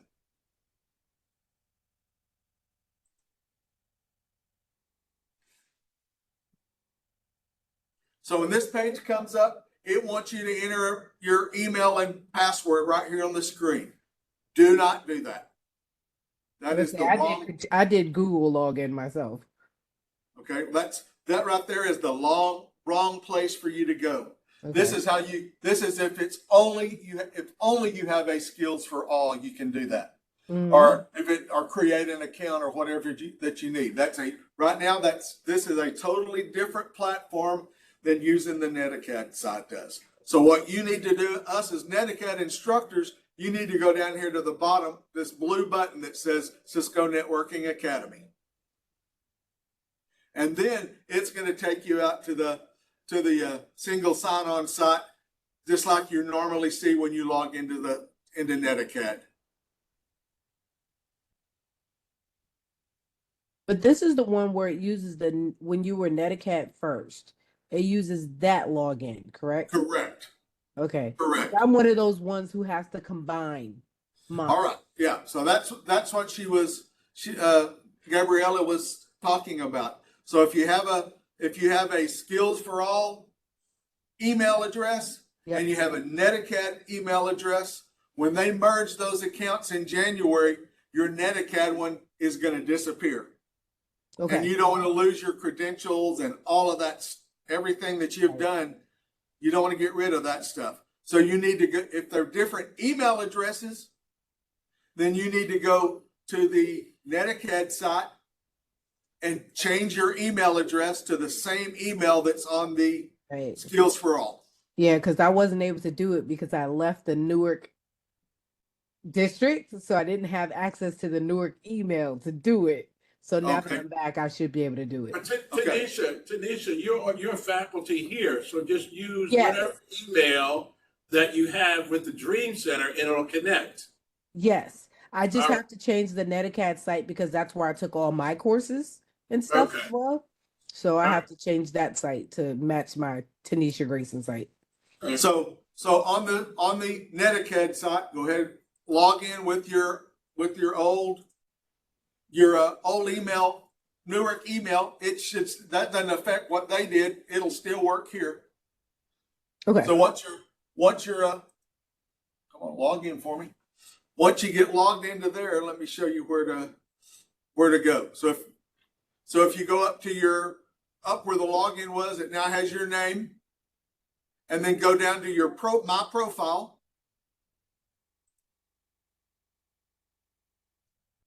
And then right there, that first little section that you have it, here's your email address. And you just click right there, change your email, and then whatever you want it to be, match it to match that to whatever you signed up on your Skills for All, you're good to go. Everything that's on your NetAcad site's not going to go away. You can still now log in with the new email address. Same password, everything, all that works. You just have the accounts already unified that way. Great. Thank you. Your badges, awards, everything that you got still gonna be inside of there. So once you get onto the Skills for All site, you are a it does say instructor now. That changed that. I'm glad to see that. As of right now, most of the time you're going to log in, you're going to see that you're a learner. So you're going to go here under this education button, and it's going to, when you click on it, it's going to show you a list of, so I can be logged in as just a learner, or I have all of these other places that I'm an instructor for. So I can get whatever academy. Let's say I'm in multiple academies, so I can choose the academy that I want to be in, that I want to create a class in, and then tell it to switch roles. So that's your first step. Then once you've got all that, then you can go into whatever kind of course that you want to create. There's something that Marie mentioned that she would do this. She recommends going in and doing this with the networking essentials, which is great. I would recommend doing that too. But what I do when I'm teaching this at a college right now, I'm doing this a different way. I'm doing this through the 4-course pathway. So if I go up here and go to Explore in the upper left, and then I'm going to come across on the right side where it says Career Pathways. I got the Junior Cybersecurity Analyst, and then I got the Network Technician pathway. So I'm going to choose that Network Technician. And now it's going to show you the 4-course pathway to get there. So the first one's called Networking Basics. And then we have, it's about a 20-hour course. Then we have, and that one, it introduces what are all the different devices that we have, all the different, how we're going to console into things, how we build network cables, those type of things are what it's going to do. Just our resources that we have. And then we have the second course, the networking devices and initial configuration. This is about a 10-hour course. And this is strictly about how do you get connected to equipment. So these are going to be done through the packet tracer. For right now, there is no real equipment that you have to have for this, even though I suggest that you do some with the real equipment. But you can go into packet tracer and it's going to show you how you have to console in. It's going to do more of the physical variety of activities instead of just doing the logical stuff like we normally do. So you're going to have to go in and physically be able to cable the devices and put things together, that sort of thing that you do in that one. Then the third course is called Network Addressing and Basic Troubleshooting. So here's where we're going to introduce IP addressing. So here's where I start from the basics, and we've learned binary and hexadecimal stuff. Then we go in and I start off by teaching classful addressing to start with. I think it's a little easier for students to grasp, just like you and I did, Tanisha, when we went through our course. And again, that one's about a 10-hour course, 10 to 15 hours. And then finally, we have the network support and security. So this is really heavy into the security side of the things that we do. Not as much as cyber would do, but kind of the same things that the cyber essentials would start off with. So those are the 4 courses. That one's about 15 hours. So that gets you your 4 courses, the same 70-hour basic setup that you do teaching it at 1 class. This just breaks it down and teaches it in 4 classes. Why would I do that and not just do 1? I have found, at least for the students that I've been teaching, they take that 20 hours, they pass the little exam that goes with it that's easier than doing the whole thing, and they get a digital badge for it. They got some recognition right up front. That's, for today's learners that are online all the time, that's something big for them that they can go, hey, I just passed a course. I'll post that on LinkedIn, on my Facebook account. I can see my Twitter gets it, and they get some recognition for doing it. They love it that way. They start the second course, they're now even more motivated than they did just doing it as one thing. You get a digital badge doing the network essentials, but you just get 1 when you get to the end. This way you get 4 of them. That's just my preference. I found that at least the kids that I've been teaching, it's worked better that way. The ones that I'm doing are kind of an underprivileged group of kids, people that have done, Steve, your felon program thing that you would work in. I think they would get more benefit out of getting the digital badges, get some recognition for what they're doing a lot more often. Thought of the same thing. We're on the same page. Absolutely. Great. And with the question, with the student login, it's still best for them to use a personal login versus the school login, correct? It's up to you. You can do whatever you want to. If they use the school when they graduate, they can still use that same school login to log into it. And you will have the ability, once the platforms are merged and everything next August is all combined, they'll be able to go in and change their email just like you do on NetAcad. It'll be the same thing then. Okay. So they can do whatever they need to. All right, so you've finished those 4 courses, got your 4 digital badges. Now you have the option, if you want to, you can actually go in and take a major exam that covers all 4 of those topics. This is a good precursor. Are they ready to go take the CCST exam, the certification? They can get through this, they probably have a good chance. So that's a good thing for them to go through and do. And then once they've done that, then there is the link already there for how they're going to get out and go take the CCST. So you as an instructor, there's been some webinars and there's some links on the Cisco Academy, things that have been sent out to give us free vouchers so that we can go take the CCST ourselves. Different from what Red River has done. This is just directly through Certiport that we're getting these vouchers from. But one of the criteria for you to get your free voucher is you have to be a Certiport testing center. Totally free of charge. All you have to do is register for it. And then there's a 3-hour thing about how you administer exams and what you have to do.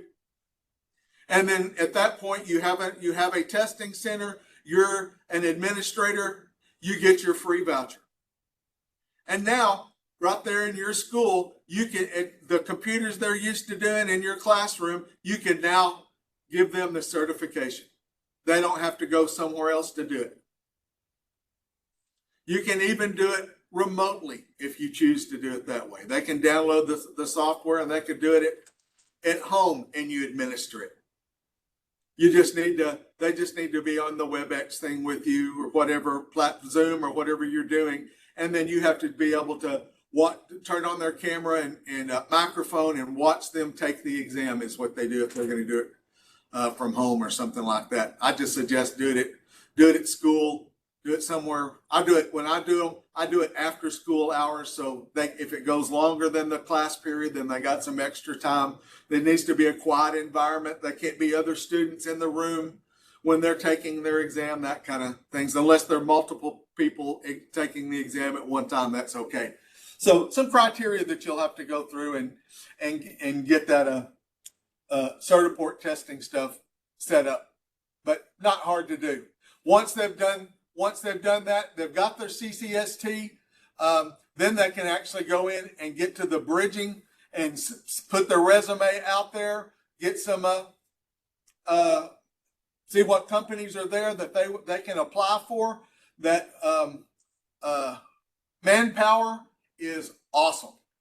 Those people at Manpower, I met with them this summer, and they're even willing when you sign up for Manpower, they're going to assign you one of their coaches. You can submit the resume. They're going to give you some feedback.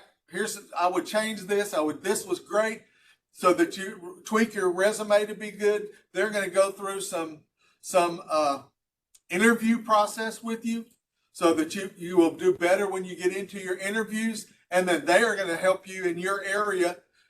They're going to set you up with companies that are hiring, and they're going to get you an interview.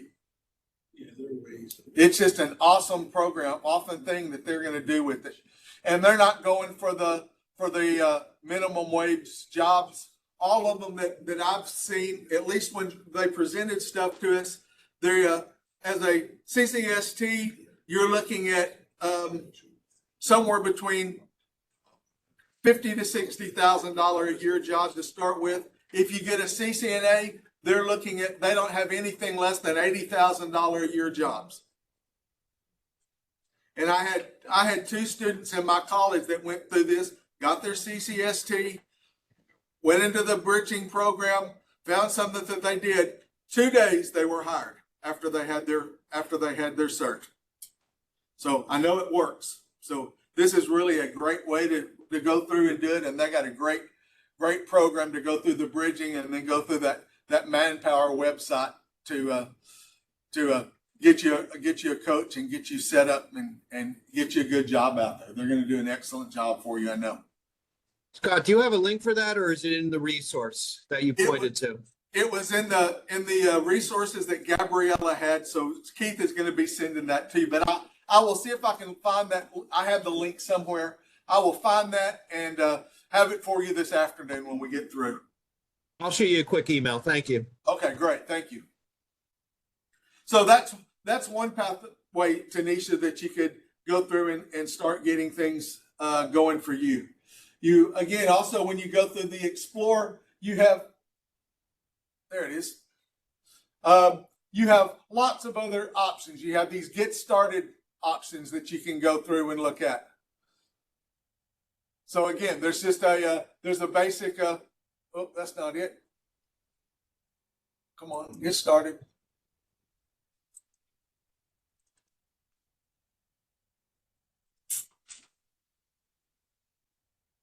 Don't know why it's changing to that. Anyway, you can go through this networking link down here, and it's going to show you those 4 courses. But there, again, you see there's a show all.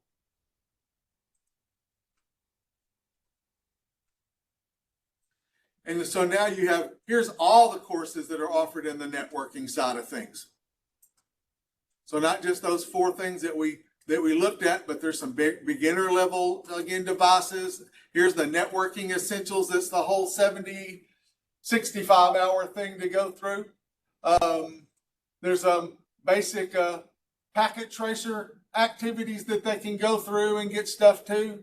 So lots of different options that you're going to go through. So let's say I was going to go through that networking basics course. Let me see if I can get that to pull up there.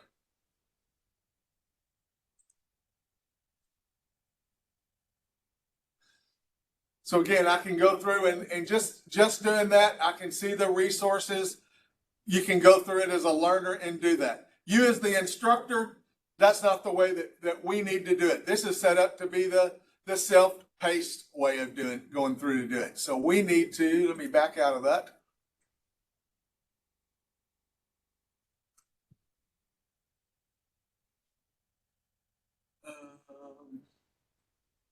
I'm going to go up here to this link that says My Classes.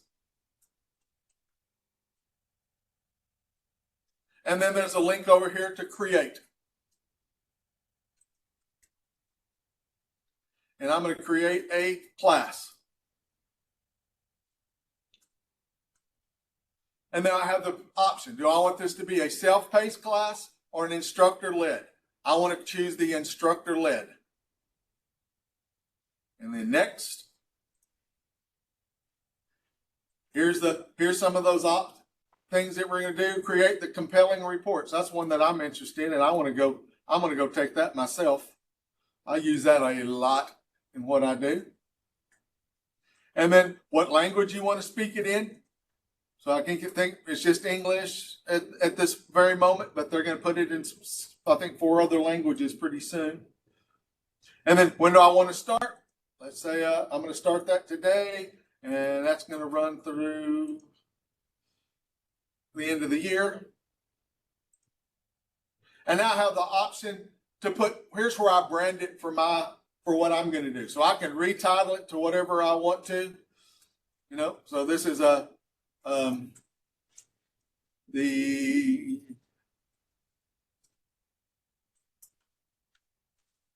Newark Creating Reports class.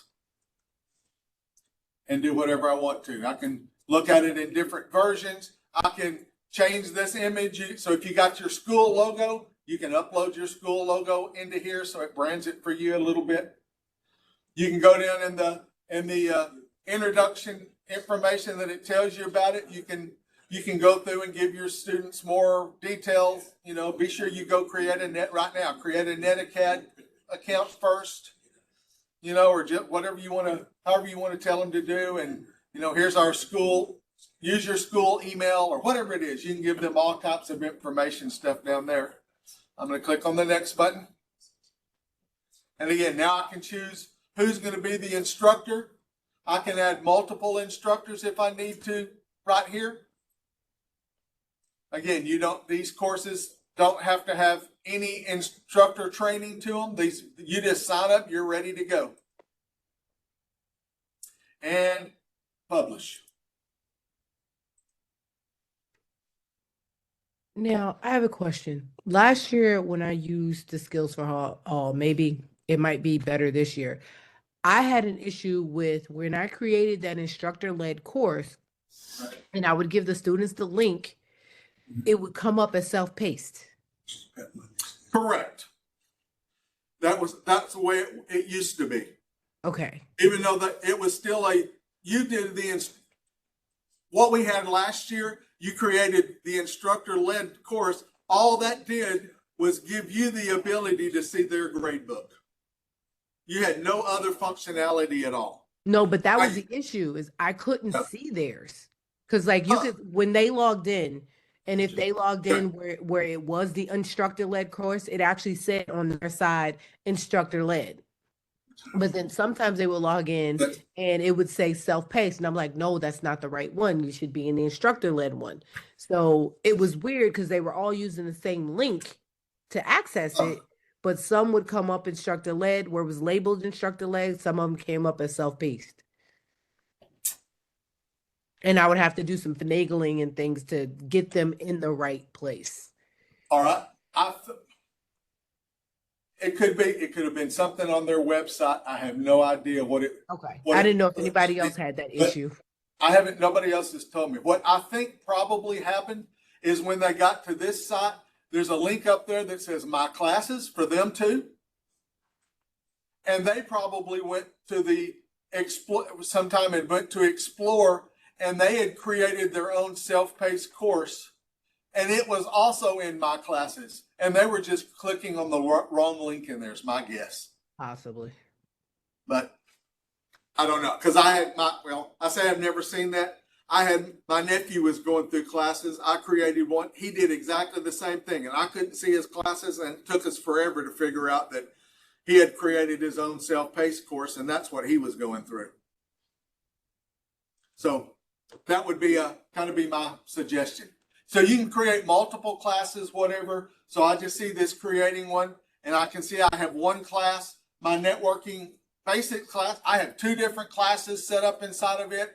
So you can set up multiple things inside there. I can see this one says it's instructor-led, but when I click on that drop down, then it's going to show me I can go in and look at the curriculum, that stuff, but you're going to go over here to the invite learners. And then you can send them a link so they can join this class, probably what you did. And then when they copied, they got into that link, they set it up the first time. And then when they went back the next time, they went into their instructor-led, self-paced, instead of clicking on that instructor-led course that it created for them. Because they seen both, you only seen the one. You can go in, if you got several students, you can go in and create this vault inventory just like we do on NetAcad. You just have a CSV file that you put all their names and email addresses in, and it uploads everybody all at one time. I like doing it that way. I can send them the link, but they have to go in and have to create their account and do all this stuff. I create their accounts, everything with the vault link, and then I just send them the link that they have to the email they log in with. Their classes are already created. It's no confusion with if I'm doing self-paced or if I'm doing instructor-led, because they're only seeing what you created at that point. So I like doing it that way myself better. So pretty easy process, similar to what we do on the NetAcad side right now. But this is just a different platform, just different things that you have to do. But again, this is something I would at least go in and practice this some, because what you see on the Skills for All right now, this is going to be our learning management platform when we merge next year. So next calendar year, It's going to say netacad.com, but this is all that you're going to see. We're not going to have the Moodle site anymore. Yay. Any questions about that I can help you with? Anything else? One other question. When you were saying using the CSV and getting their names and email addresses, so and when you do that, they won't have to go in and create the account. It does it automatically for them? They will have an account created for them with that information. Awesome. Okay. I think I'll probably try that And this then, time. so you can tell them, please give me your email address. If you want your personal email address, that's what you do with it. Give that to me. Put it in a file, have them come double check and be sure you got it exactly right and spelled correctly and all that stuff. And then you upload it. They log in with that email address that you just provided for them. They're golden.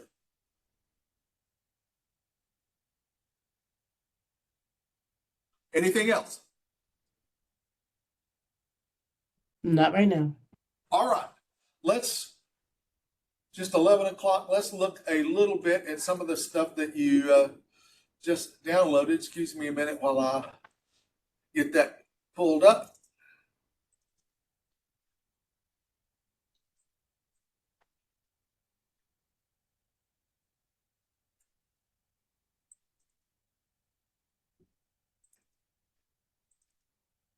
So we're going to look at the very first folder in the stuff you downloaded called the PT Network Controller Lab.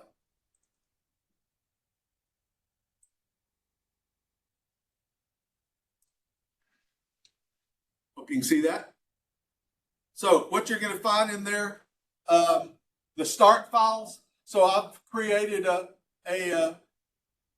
you see down at the bottom, there's two different packet tracers. There's the start version, and then there's the completed version. So you can see what that looks like. So we're going to start with the start version. But you could have them do this, or you could create something like this on your own. And in this start folder, all I have is the addressing scheme, the topology stuff that we're looking at, and then I have these two routers and these two switch configurations already built that you can upload into the devices, so you don't have to go in and set them up yourself. And then I have a Word doc, and then I have a PDF of the lab itself. I'm going to open up that PDF. I'm going to open up the start.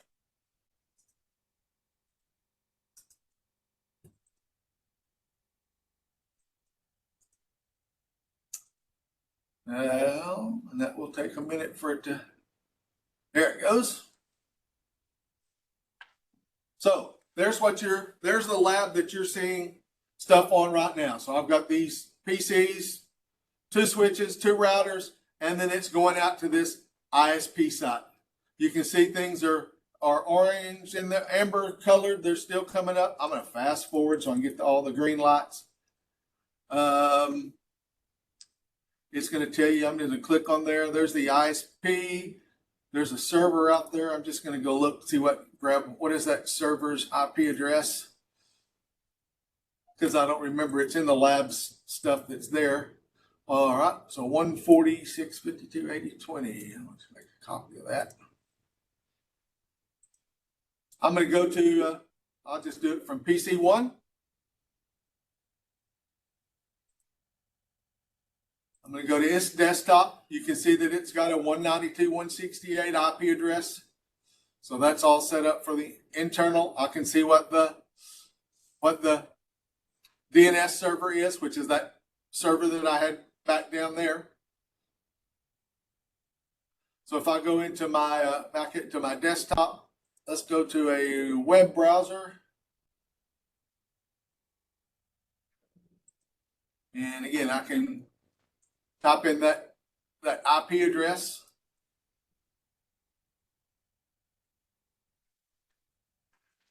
So it opens up the website on the internet, or what we're simulating, the ISP. So it's all working just like it's supposed to. Your students don't need to.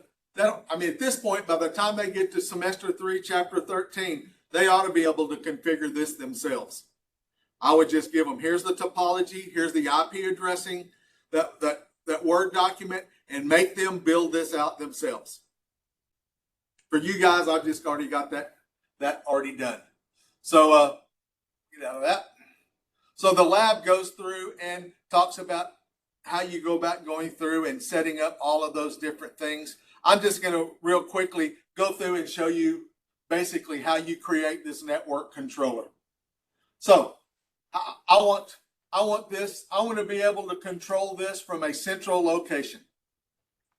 As far as real equipment, real life stuff goes, this is known as Cisco's DNA Center.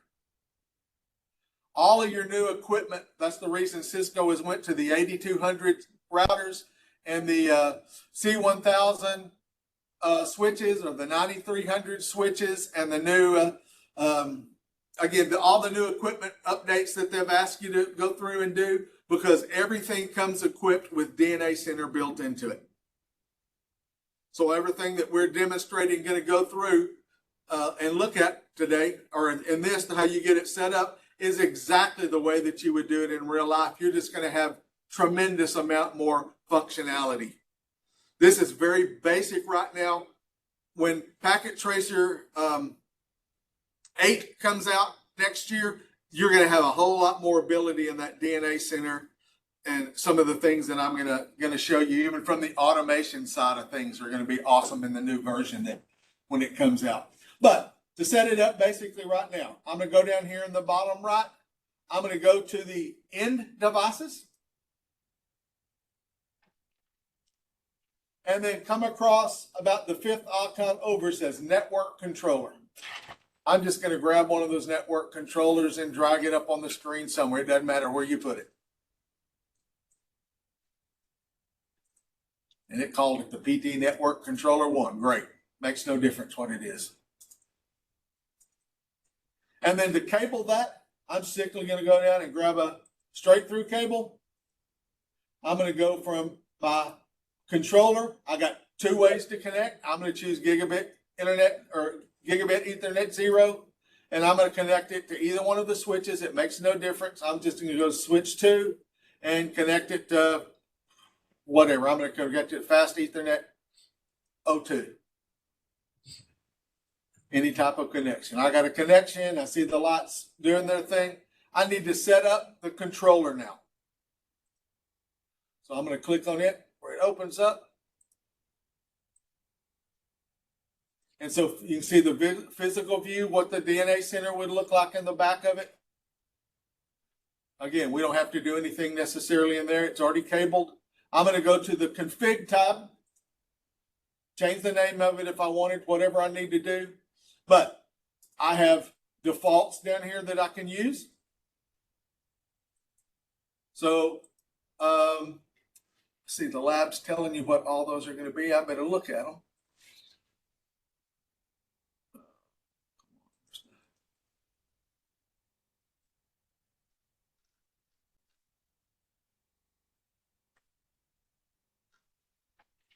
So I got some ways to put this into Debian listed down in there. All right, so it says in part 1 of the controllers, we're going to add the networks controller. We're going to call this SDN, it said. So I'll just go ahead and name that SDN. Oh, get rid of the other stuff. So Cisco, Joanna Blake. Somebody help me out. What's SDN stand for? I'll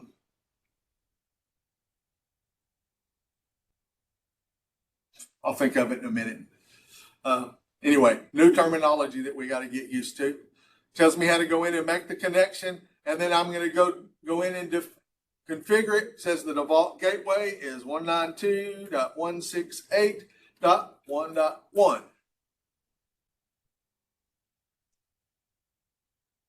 We don't need a DNS server necessarily for what we're going to do, but if I want to put one in, I can put the one of that DNS server that's on the ISP. That's all good to do. Now I got to go into the gigabit Ethernet interface, gigabit 0. and I have to assign an IP address to it. It's going to be 192.168.1.10 and subnet mask of 255.255.255.0, which it should automatically populate it for you.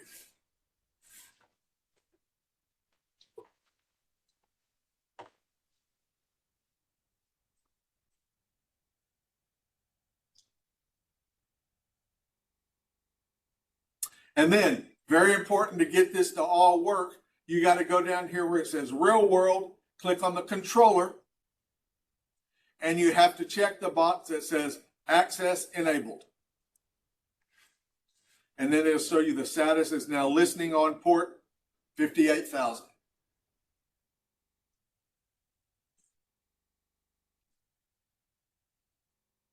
Controller is set up.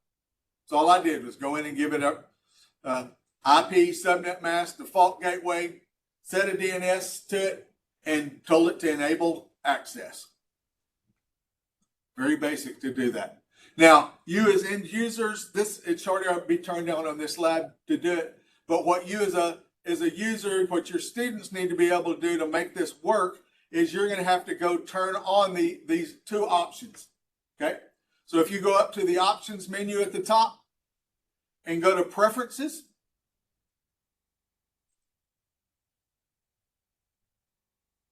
and then you could change whatever you want to, but we're interested in going to the miscellaneous window. And then down here under the section that says external network access, be sure you check those two boxes that are there. Enable network access for all script modules and device scripts, and enable external access for network controller REST API.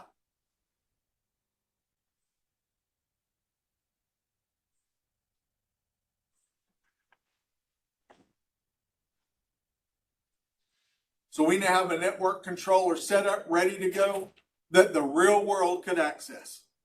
So I'm going to go open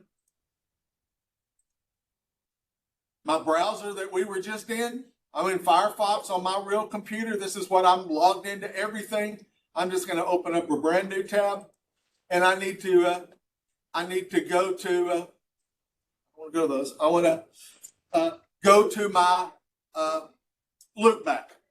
Okay. So I can type in 127.0.0.1, or I can type localhost colon 58,000, because that was the port it said it's listening on. Localhost colon 58,000. When I hit enter, it's going to pop up. So we're now connected to that packet tracer's network controller. I think that's the coolest, one of the cooler things that we've got in this version of Packet Tracer, that we can now, the real world can connect to just that little simulator. And it's asking you to go in and create an account that you want to do for that. I'm going to set up a username, and I'll make all my students do the same username and password. Okay, so I'm going to set the username to be admin. I'm going to set the password to be Cisco. Confirm the word Cisco.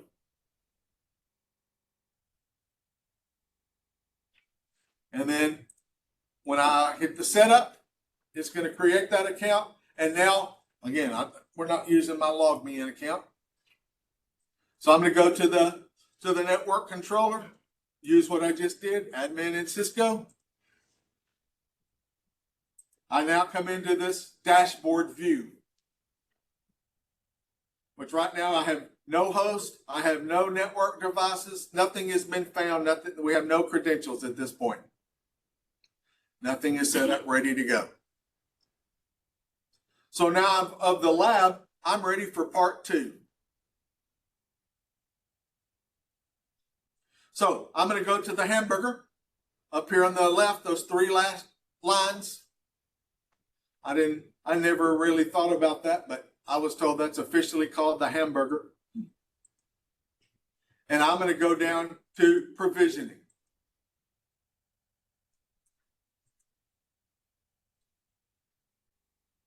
first thing you need to do before you try to find devices is you have to create credentials, the username and password that you have on your routers and switches.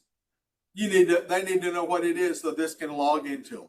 So first thing I'm going to do is go to the credentials link and then over to the plus sign credentials.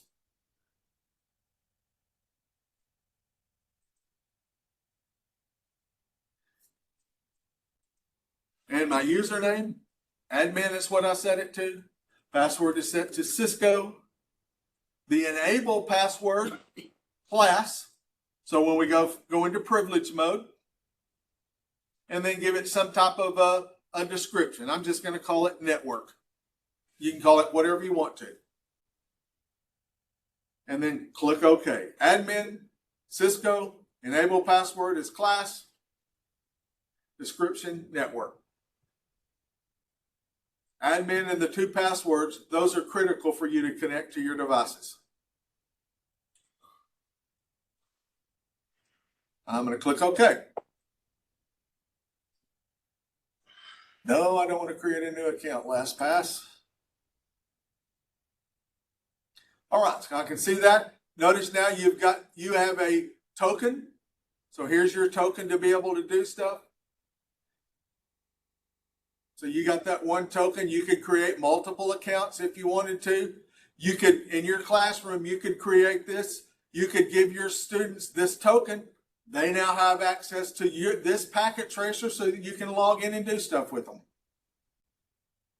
So I'm going to go up. I have two different options up here. I can go to the network devices.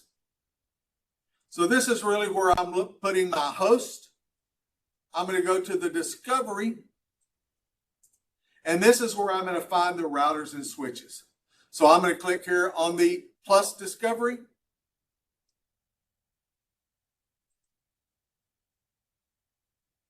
How am I going to do that? I want CDP to go out and just find devices for me. I could do that. Or I have the option drop down up there to do this through an IP address range. You could try either one of them. So I'm going to go to the IP address range. I'm going to give it a name. Again, I'm just going to call it network. Start IP address. Well, I know this is the 192 network because that's what I just set. We just set that up a while ago. 192.168.1.1. Ending IP address. 192.168.1.254. So let's get that whole range. And then my credentials.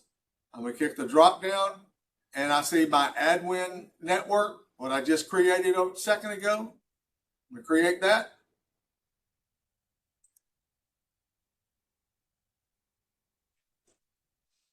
The range, give it some name, makes no difference. Starting IP, ending IP, set up the credentials. I'm going to go to add. What do you mean there's an error?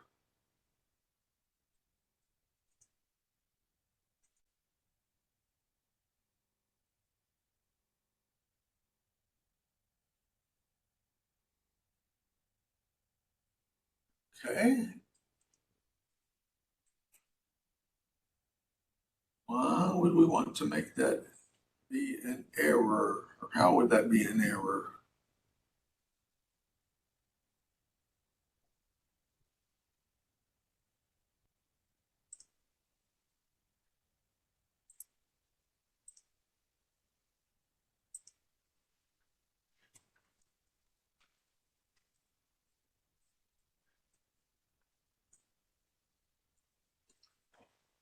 It needs to.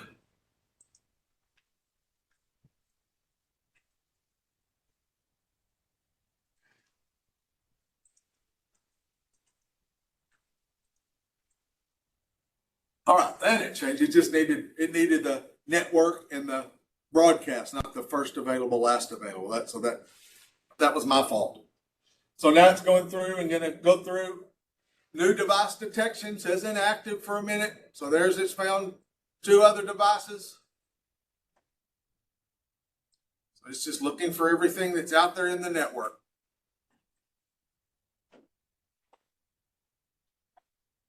It said it only found 3 things, but that's okay. We'll see what it found. So I'm going to go back over. I'm going to click on my network devices now. Oh, it really did find more than that. So I see 2 switches. I see 2 routers. I see 2 unsupported devices. I don't know what they were. Those are going to be your hosts. So now I'm going to go up here to the hamburger again, and I'm going to go back to the dashboard. And now I have 2 hosts. I have 6 network devices. I can see their health of the host. I can see the health of the network devices. I can go set up quality of service. I can set up policies. I can go in and define a whole bunch of different things for set up the DNS for the company. I can set up my NTP stuff and then push out those configurations. So I'm going to go to, let's see if I can make that do this without messing something up. So I'm going to go down to policies this time.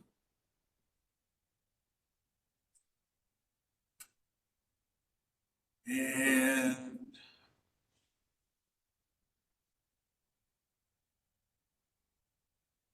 again, only iOS XE devices. So the 4300 routers, would they work? Absolutely. Would the 2960 switches work? No. Let's see if I have to set up a scope first. Yeah, whatever name, it doesn't matter. My network.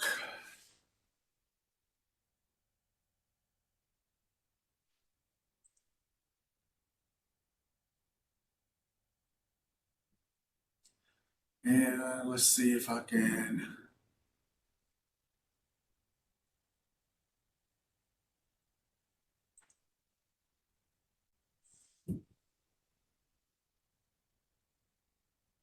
Select the network devices. That one. That one. I want. Nope, I don't want that. That's the controller itself. 1.3, there's 1, and 4. I'll apply those 4 devices. That's fine. 2 routers, 2 switches. Great. Let's go over here to the policy, and we can give it some name. We'll just call it DNS underscore NTP, since that's what we're going to do. Select the relevant level. So business relevant, business irrelevant, default.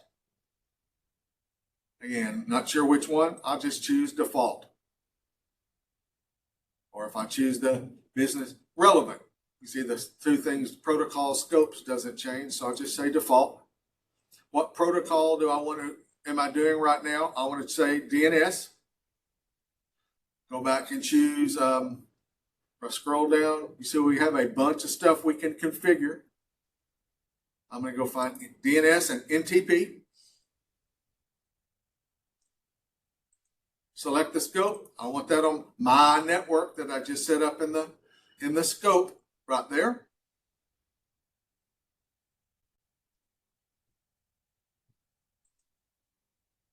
Add those 2 things. And I'm going to go set I can apply more, get more things, I guess is what those are. Apply.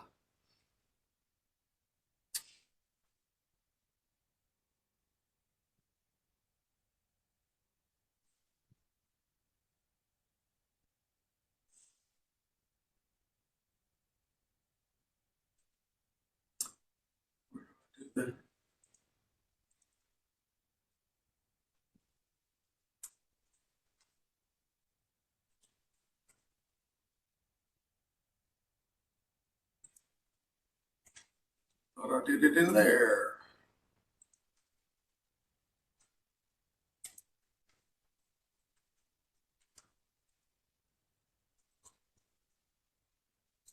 See if I have any types of network issues, routers, switches, hosts. It's pinging those on a regular. If there's any issues, I can see where those things are. Host. Cool. I can see the topology. Notice it even drew the topology like I did in mine.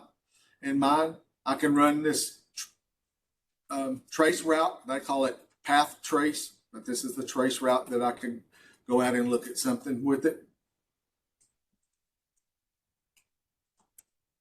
Now I can see quality of service stuff set up.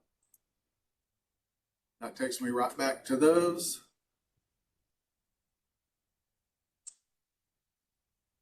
I guess I'm on the wrong tab. Oh, I was on the wrong tab. That's why I couldn't do anything. Sorry about that. So DNS, I know, is that 146.52.80.20 address. My NTP, get rid of that. Yeah, okay. Put that in there. Let's save that one. Let's go down to NTP and put the same thing in it. Why is it not letting me put something there?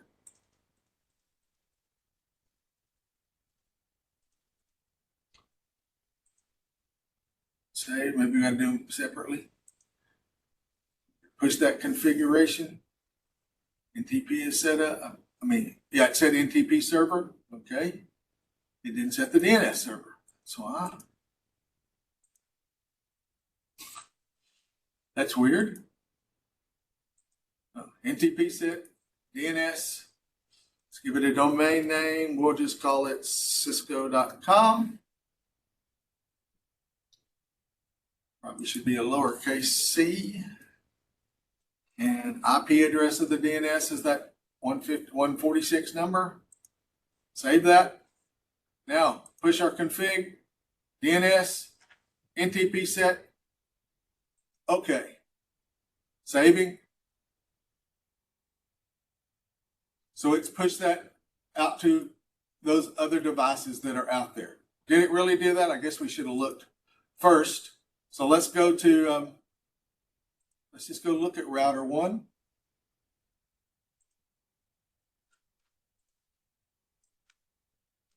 Username, admin, password is Cisco, enable password is class. And let's do a show NTP.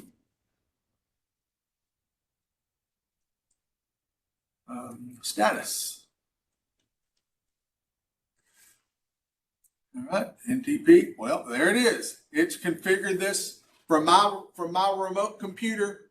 It just configured my network settings. Limited to what we're going to do right this moment, but it's going to get even more and more functionality that we can do that. One of the cool things also that we can do when we're in the network controller side on our side, again, if you go to the hamburger, I can go down to API documents. We're going to be looking at some of these this afternoon. Here shows me how to set up all of these different types of APIs that I can run. I can do this through Postman. I can do this through Python. I can do this through Ansible. So everything that we're going to do, here's the what we have to put it out there. Here's the curl authorization if I want to do that. Okay, so I can find out what the authorization token is. Get discovery so I can see what the network is. Where do I find that token? Well, I have to go through and get roles first. Okay. I can go through then and set up users, add users. I'm going to get users. Specific one or get everybody. And then there's a one for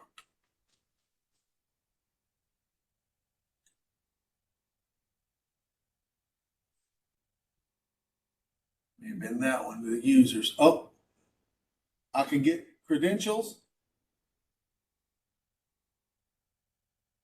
Or excuse me, add credentials, get credentials. So that's going to show me what I got to do to get our credentials. I think it was one of the get users that's going to go through and pull up and tell us what our token is going to be. Or again, I could go look at my user profile that I created a while ago. It created the token for me. So I can find that token. I just put in that API key, the IP address, the port, and then the ID that I'm looking for, the credential ID. It's going to go, again, put in all that information for me. So you can do all the API, some limited API stuff. It doesn't have anything about push configurations, that kind of stuff yet in it. That's all will be added at some point. But most of it is get features that we're going to do right now. I can get the topologies. I can get users. So I can add users. That's about the extent of what we can do. Add, delete, get, update. What's known as CRUD. Create, read, update, and delete. Something we will talk about this afternoon is, are you cruddy or not?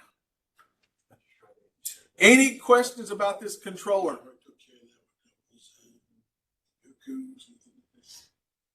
This one is Blaine Dean. Yeah, I got it. So that's something this lab, again, is really set up more to be, you've already went through and taught students about how to set up controllers. This is just giving them, here's the information to fill in. They needed to know where to go on the hamburger and what to create and what order to do things and not make the mistakes that I made when I did it a while ago. So very cool thing that we can do inside of the controller. And we'll be doing a little bit more setup and talk about how we can use APIs and all the functionality that's already built in that so we can do internally. We can create APIs to push stuff out. So that just functionality has not been put in the real world to push into the virtual world yet. They haven't got all that worked out yet, but it's coming. All right, that's all that we're going to do for this morning. We will start back here at 1 o'clock this afternoon, and we will start going through our setup materials that we need. So that'll give you time to go in and download. If you don't have Packet Tracer, be sure you go download the newest version, 8.1.2. Be sure that latest version of Packet Tracer you're going to need. Be sure you go download VS Code. You're going to need it. You're going to need some terminal. So whether it's Python, Hyperterminal, TerraTerm, whatever you use, you will need some terminal application. You're going to need Postman. So you can go out and grab it. You have all that stuff downloaded. If you want to have them installed already, great. Or just have those. That's really what we're going to do this afternoon is we're going to go through the install process and how to get Linux stuff set up on our computers. All right. If there's no more questions, then I will see you back here at 1 p.m. this afternoon. Have a good lunchtime. Bye for now.